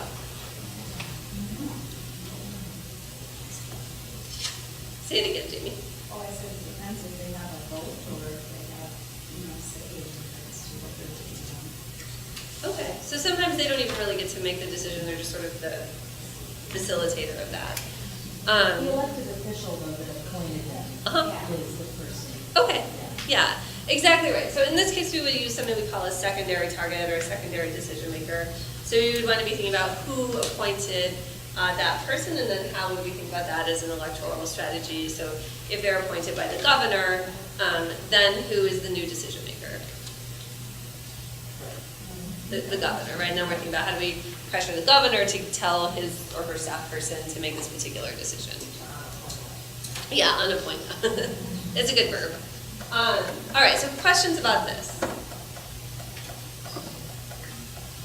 Okay. How are we building about targets or decision makers? So the person with the ability to give you what you want, you're going to do a thorough power analysis of that person. Good? Okay. So the first 4 columns of the chart, you can do them in any order, and you can and should go back and forth between them, but the tactics column is always last. It's like the one hard and fast rule of the strategy chart. So before we move on to the tactics column, we're always going to pause and do a little check of our work. And the way it works is like this. So in the decision maker column, we're thinking about how much power do we need to get this person to say yes to us. That's what the power analysis piece is around. Then we're going to come back to column 3 and think about if we add up everyone in the constituents and allies column, do we have it here? And do we also have more than our opponents? Those 2 things make sense? What are the possible answers? Yeah. No and yes. So the answer is yes. Hooray, we've done it. It's great. Now we're going to come over to tactics and think about how do we demonstrate that power. But what's usually the answer when we do this initial analysis? Yeah, no, we're not quite there yet. And that's okay. That is usually the answer when you start, is that we haven't quite yet built what we need, but so now we've got to go out and figure out how to do it. So if the answer is no, we're going to stay in column 3 and think about who else do we need to recruit so that we can answer yes to both of these questions. Does that make sense? And here's where it starts to work like a spreadsheet. So we have to recruit a bunch more people. We got to think about, do we need some more resources, or maybe do we change our goals to something a little more winnable in this moment? So before we move on to tactics completely, we want to just do a little bit of checking around this. And then sometimes if we've decided we need to recruit a lot more people, we're going to go to tactics and think about, are there some things that we do that are aimed more at recruitment than around moving the decision maker? So in your role play with Creighton this morning, we decided that some good media coverage of Creighton for response to your community meeting might help you get more people recruited to your organization, right? And so sometimes we do tactics that are really just about getting people to join us. Does that make sense? Okay. Why do you suppose the rule is that tactics always have to come last? People have a tendency to jump to the solution before having the background. Okay. Yeah, I think we've all done it. Yeah. And why do we need to know this before we can get to the solution? We want to win. I love this. Yes, we want to win. But we can't tell something's going to be effective until we know, do we have the resources to even do it? Do we have the people we need? And will the decision maker care? And so the whole chart is aimed at really figuring out those things. Does that make sense? Okay. So tactics. We're going to say hooray, we've gotten to tactics. So we figured out the power, we've got what we needed, and we're ready to think about tactics. They always come last, and they demonstrate your power to the decision maker. So column 3 is about building up the power, and then column 5 is about showing the decision maker that you've come together as a united community group, and this is the thing you want to see. The second piece of this is really good tactics, both pressure the decision maker and build your organization or your coalition. What are some tactics that you all see that do both of those things?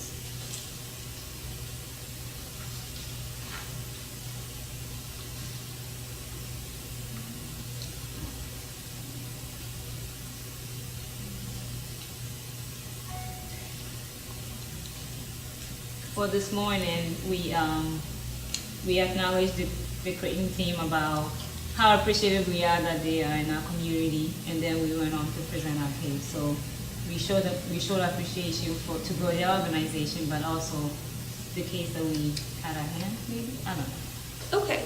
And how did it build your organization? Well, it didn't. Okay.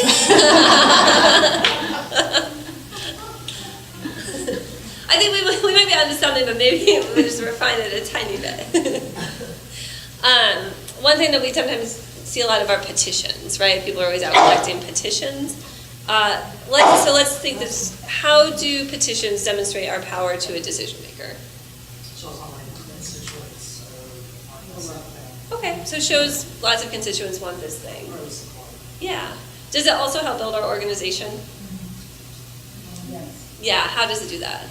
If we have mechanisms to keep the names and build on those names and invite those people to action, list keeping is really important. Yeah. It also raises your visibility as an organization. So, you guys are everywhere. This one, this and that, so just raises their visibility in the community for future.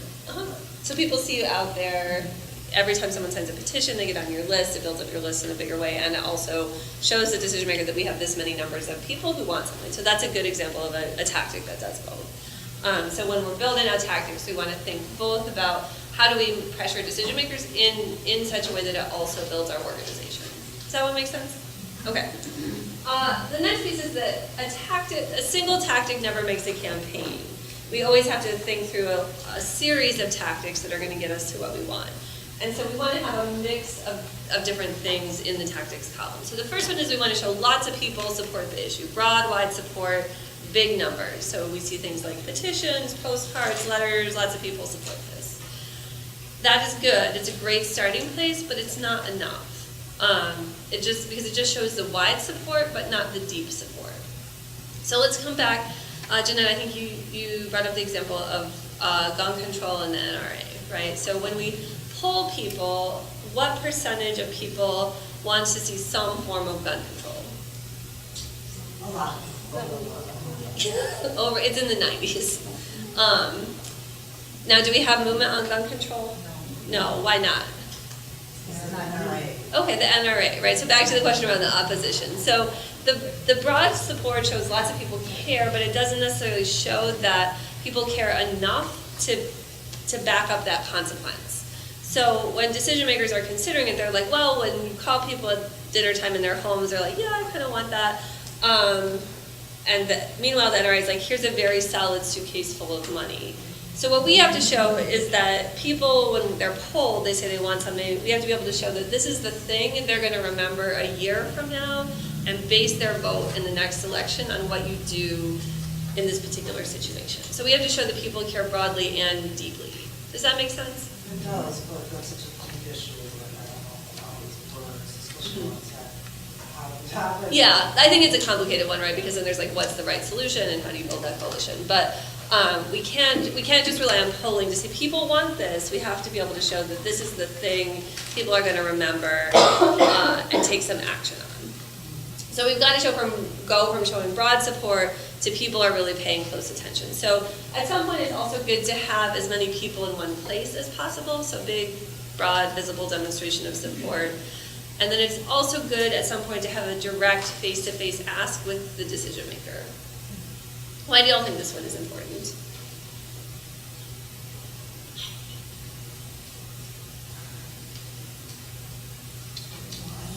So that you know where they'll be, where they stand on the issue.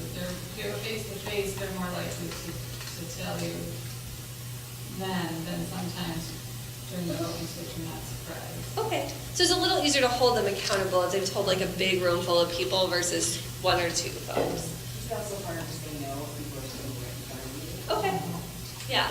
And I think if people are willing to take time away and come to your office, it shows that they are willing to pay attention to really what you do on this issue. I also think it's really good for your organization and the leadership development question. So if we're all a coalition and we go to meet with a decision maker and the decision maker's like, oh, do we really just have room for 2 people? And we're like, okay, no problem. So we send these two, and we're like, here's the talking points, you guys got this, you can do it. And they come back out, and they're like, oh, the decision maker said that was dumb, and it was the worst idea he'd ever heard, and he said get out of his office. Let's be honest, team, how are we feeling? We feel defeated. What do we think might have happened?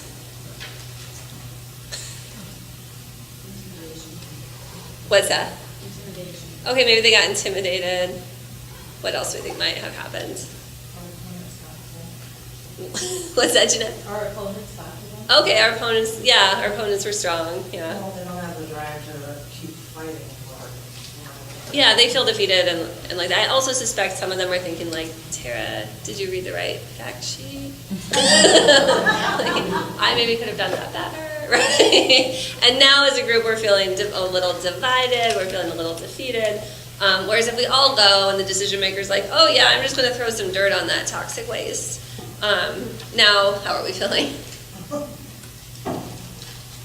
Like you're gonna argue with your point. Yeah, like we're angry, but we're angry at the decision maker, and we're energized and ready to go. And then I think the reverse is true if we win, right? So if they go and they come back out and they're like, oh, she said it was the best presentation she'd ever heard, and we could come back anytime, and she said we were brilliant. I think we're probably like, oh, sounds like you guys got this. Great job. I'm going to go home. Yeah. Right? Versus we won this because we came together, and we can win the next thing by coming together. So I think that this last one is really important for showing the deep support, and then also for building your leaders and your organization. Does that one make sense? Yeah. They try to do that a lot, right? Where they're like, you can't all come in. I once watched a really smart organizer have this happen to her, and she was like, oh, you know what, no problem. So, but just help me out here, because here we have the head of the PTA, and here we have the pastor from the church, and here we have the head of the neighborhood association, and this here is the head of the Girl Scouts. So you just tell me who I should leave in the hall. And then guess what? There was room for everybody. That room got very big all of a sudden. Yeah. So we always want to do something about how do we do this direct face-to-face ask in a way that is empowering for our team of folks. Does that make sense? Okay. So tactics, things that demonstrate our power and build our organization. We'll come back to some of these a little bit later. But when we get to the final, we've got our chart all filled out. We're going to do one final check of it. So tactics are what our constituents and allies do to put pressure on the decision maker, to get the decision maker to say yes to what we want, which achieves our goals and builds our organization. We feel good about that? Yeah. Tactics are people in column 3 do to the person in column 4 to get the things we want in column 1, which builds us what we have said we need in column 2. It makes sense. What's that? It looks good on paper. Yeah, it's super straightforward on paper. It's another thing in real life. Yeah. So what we're gonna do is we're gonna band together as a team and try to get these back on the wall, and then I'm gonna show you an example of something I've worked on, and then we're gonna try it out, because I think you're right that it really takes trying it and using it in context to see how it works. Sound good? Okay. So team, let's see if we can get these up. I'll be pleased to see if we can get them in the right order.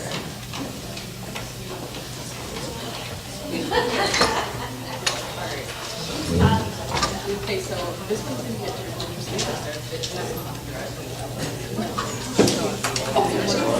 Wow. I did not know this. Okay. I'm going to figure out how to turn this on.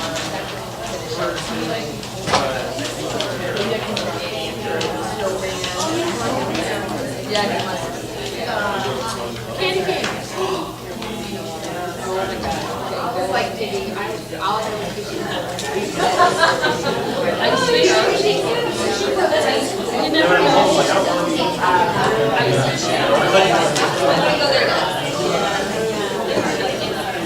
Okay, so team, have lots of you guys.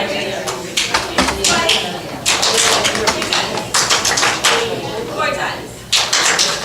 Okay.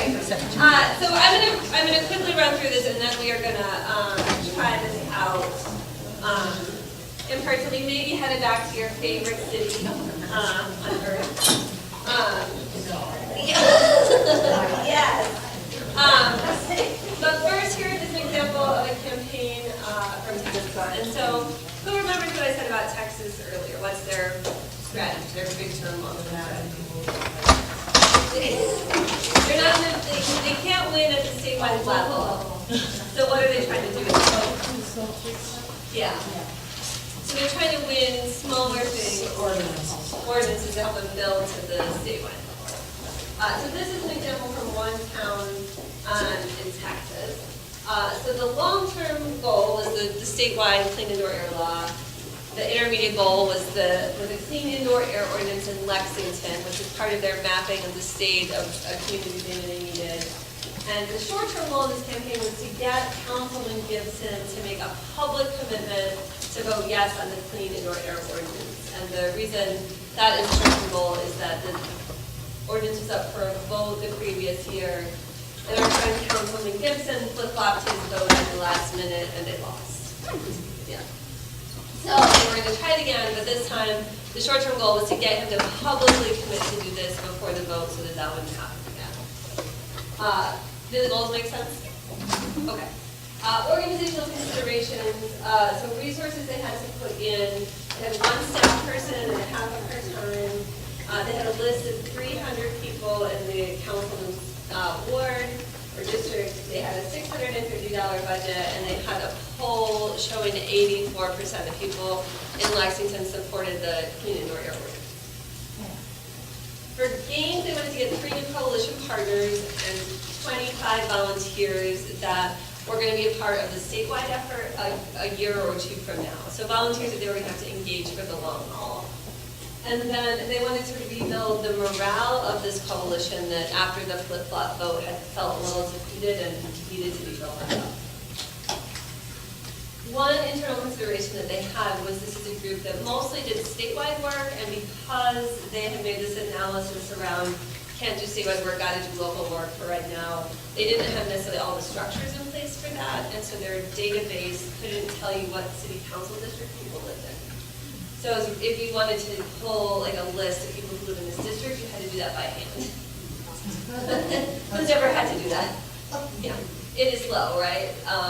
And so one consideration was it's going to be hard for us to really find people in a way that we know that they're in the district, but we don't have a lot of time to be able to do this up. All right, so for constituents, they had a smoke-free coalition. This is the usual suspects of this work. They also have the Medical Society and the Nurses Association. And then for allies, they had one bar owner who had voluntarily gone smoke-free, and 3 people who had donated to the councilman's campaign.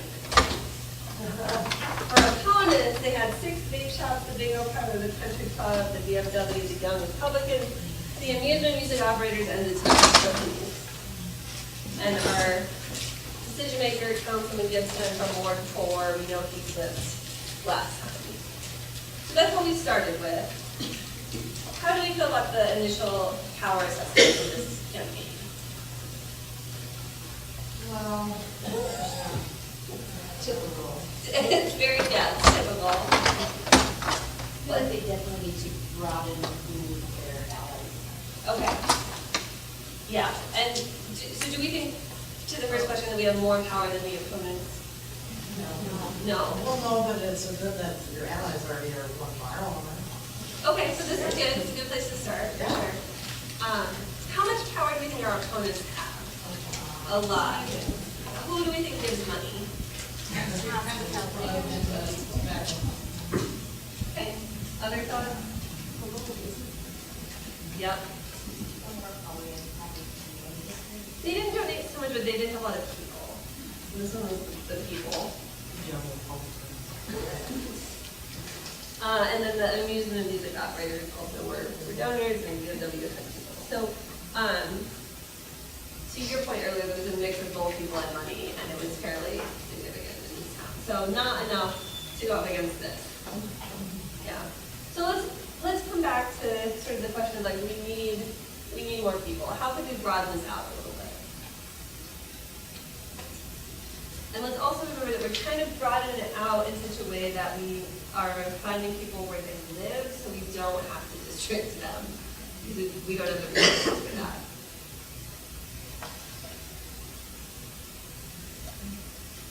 I would go to like senior center, just someplace powerful there, so they're good at coding. Okay. And why would they care about the clean indoor air? Because by that point in their life, they probably lost someone to lung cancer or related disease, so they could be good experiential. And if they've had some sort of health problem, they are particularly susceptible to smoking. You know, probably have some veterans in that group, that kind of thing, so it could be a review.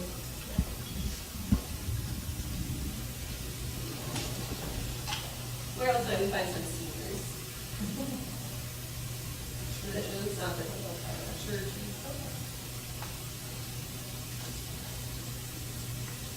In fact, in this town, it's a smaller town, and so the city council jobs are really just part-time jobs, so the council people also do others. So this is in Texas, so the Baptists don't support smoking, it can be a political organization, select certain churches. Okay. So to that, now we're sort of trying to think about what of these groups particularly influence the particular decision maker. Is this enough decision maker? Is this enough information here about the decision maker? No. What else do we want to know? Party. Okay. Party. What party? Republican. Age. I would have guessed like 50s. So again, well, so let's start with, we always want to know election results, right? So in his last election, in this place, you don't really run by party. So there's an initial race where lots of people run, and then if no one gets 50% of the vote, there's a runoff between the top two vote getters. So in the sort of initial general, he lost by 186 votes. But no one got 50%, so there was a runoff between the top two candidates, and in the runoff, he won by 659 votes. Is there anything else you want to know about this? Okay. What was the total vote? Yeah, it was in the total vote, somewhere I think around 3,000. We might want to look at which precincts, how the different precincts voted in this district. Okay. That's a great question. I want to know if he ran before. Okay, this was his first term. Yeah, but did he run and lose in the past? First term on this election was in 2015. Can we ask about the health history or? You can. I think we should know this. Yeah. That's what I would ask. When is he up for re-election? 4-year term, so 2019. Yeah. I mean, like, doesn't smoke or not. I don't know if she knew that. That's what she meant. Yeah. What's his profession? That's a great Come question. from a business standpoint, or a farmer, or what is his profession? Education.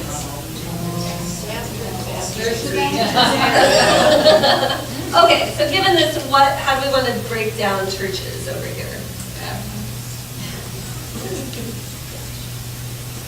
Okay. Let's come back to the question. Let's come back to the question around precincts, because this is a good one, right? If we know like what areas of the ward he had got particular support in, then we can go to those areas and find people, which additionally helps us not have to district them. So what are some ways that people are organized in their neighborhood? Okay. I don't know if they had this in the community, but they did have neighborhood associations and block clubs. Do y'all have those here? Some places. Yeah. Can you explain what that looks like? What it might look like? Yeah. Some places have like neighborhood associations where they're all part of, they get like general messaging about what's going on in the neighborhood. Block clubs is just people getting together to talk about issues. Great. Other ways that people are organized within a community? I want to add cultural groups to that. Okay.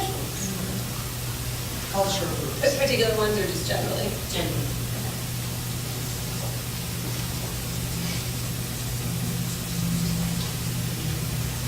So the other thing they thought about is parents.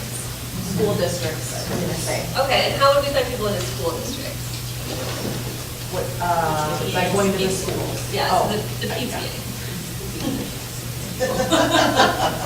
Okay, and these are all great, because if they're in a particular area, then we can be fairly certain they live in the district, and then it saves us time of having to look everybody up. Does that make sense? Okay. How?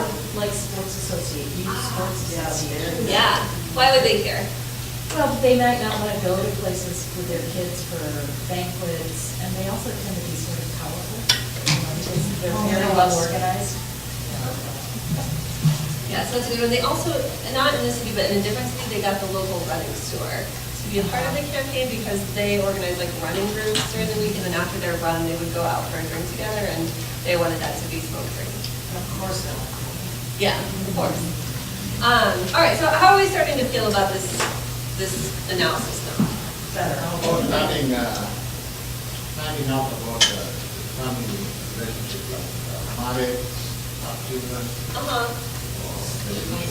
Yeah. That would probably help with going back and maybe consulting the wife or the spouse. Okay. Figure out, Yeah, I think he was married. I do think sometimes folks are like, well, we wouldn't do an animal rights campaign, and the mayor's wife, he loves puppy dogs, so he's gonna get the mayor for us. He's our secondary source. What do y'all think about that as a strategy? Anything with a dog in it seems to win. Seriously. So I think those are folks who have influence, right? Influence is great, but again, we want to make some distinction between influence and power. So it might be that the mayor's family could be an ally, but we wouldn't want to do it to the exclusion of all the other community groups. I know I keep using Illinois examples, and you think we live in the worst state on earth, but in our state, we have a governor who got in a fight with our Speaker of the House, and he decided not to fund any social services for 3 years. Yeah, no social services were funded, organizations shut down, people didn't have services, it has been a mess. The governor's wife works for one of said social service agencies. It went 3 years without funding, and signed on to a lawsuit suing her husband. That was in year 1 of the budget standoff. So did that get us the budget? No, like things might have been tense in the Runner household for a while, but it didn't win us. So I think it's good to know those things, but we don't want to do it to the exclusion of other analysis around votes and supporters and that sort of thing. Does that make sense? Yeah. Okay. Was there kind of a I was just, this could be in the middle of the job, but I was thinking about, he is a pastor of the church, so there must be people within, I would say congregation, but that's Catholic. Okay, good. That who might have opinions and be supporters of. Yeah, so we have the Baptist here. Yeah, I was thinking this is targeting his community, his specific church. Yeah. So they did, actually. And what they found out was that the church where he was the pastor wasn't in his district. So they had to go a little out of his district, but it still made sense. Right? And so the mapping around that was important. Also good because it saved them this time of having to find people, that they know that he cares about his image in the church, and if the folks in the church want this, that will be good. Most places coming down. Oh, it's coming down. All right, so are we feeling better about this analysis now? Yeah, okay. So here's what they did for taxes from the end. So the first thing they did was a postcard campaign at the Baptist Church in the Senior Center, and they got 300 postcards. Then they had a press conference hosted by the Medical Center with the Nurses Association. They had 40 members at the press conference. And at the press conference, they talked about the poll. So they said we had this poll showing 84% of people support it.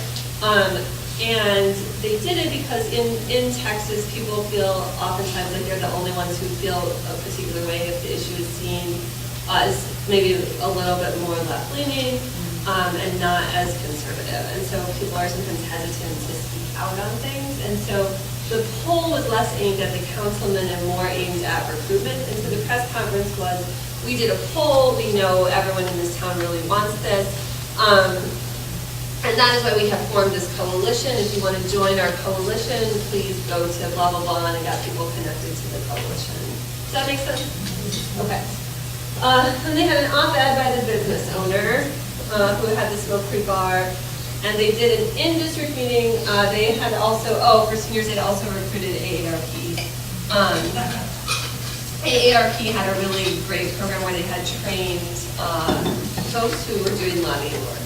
So AARP took a contingent to his office along with the folks who had donated to his campaign.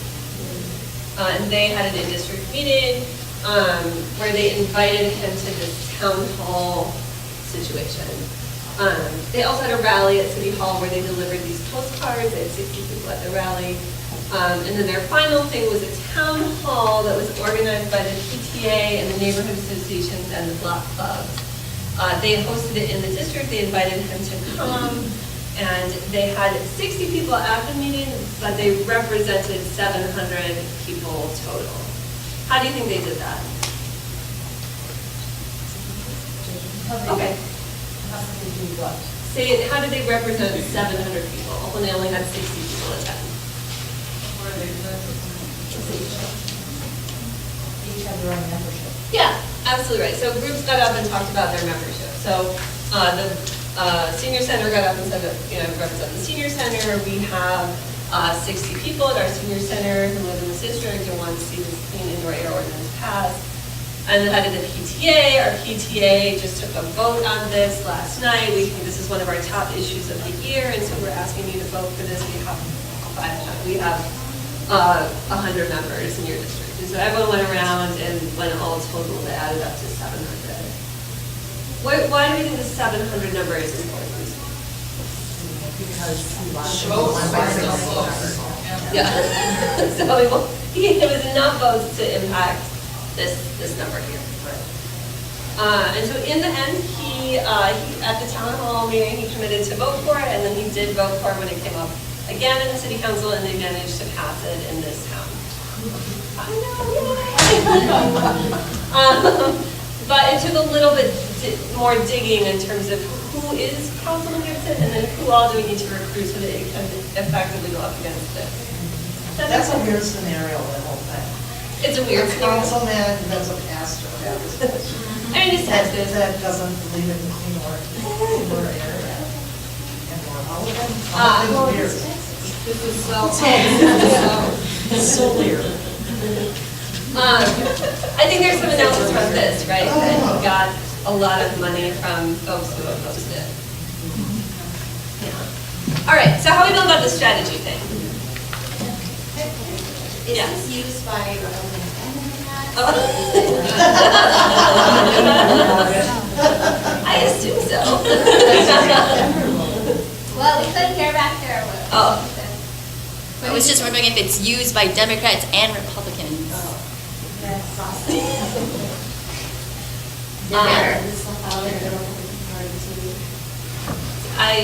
We at the Midwest Academy we train more progressive groups, so I can't say that we've trained.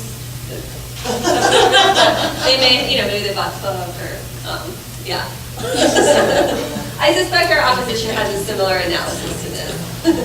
Okay. So what we're going to do is we're going to take a break. We're going to break till 4, and then we're going to come back, and in small groups, we're going to build some strategies. Sound good?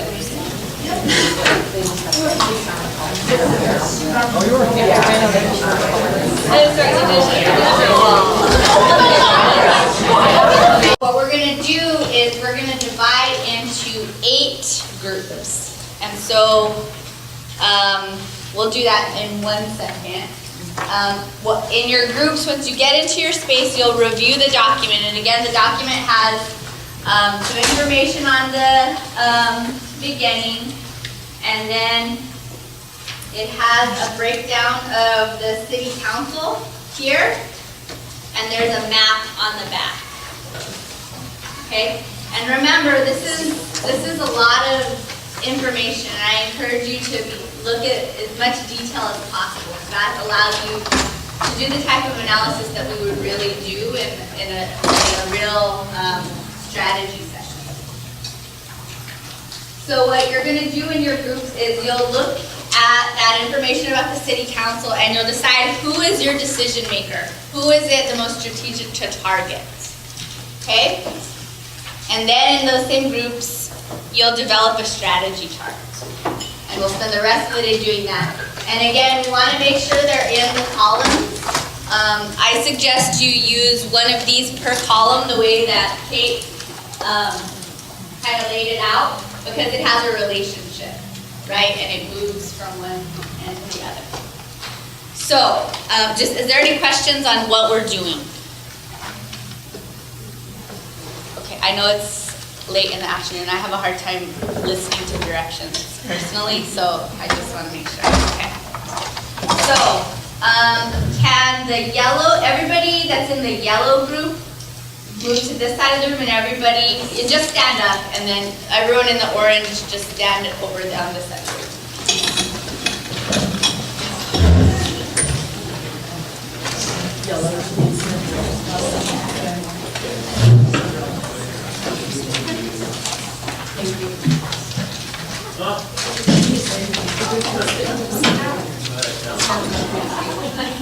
So all the yellows are over here.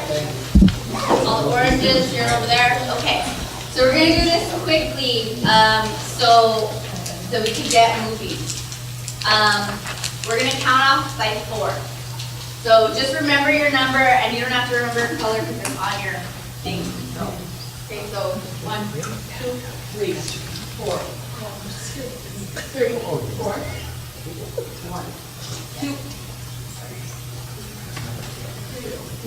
Sorry. 1, 2, 3, 4. 1. You're 3. 4. No, I'm 2. Okay, so everyone has a number on this side? Yep. Okay, so just remember your number, okay? Give me 1 second.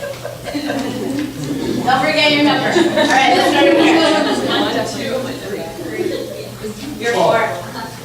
1, 2, 3, 4. 1. I know, after 3. 4. 1, 2, 3, 4. 1. 2. Okay, cool. So, everyone remember their number? Yep.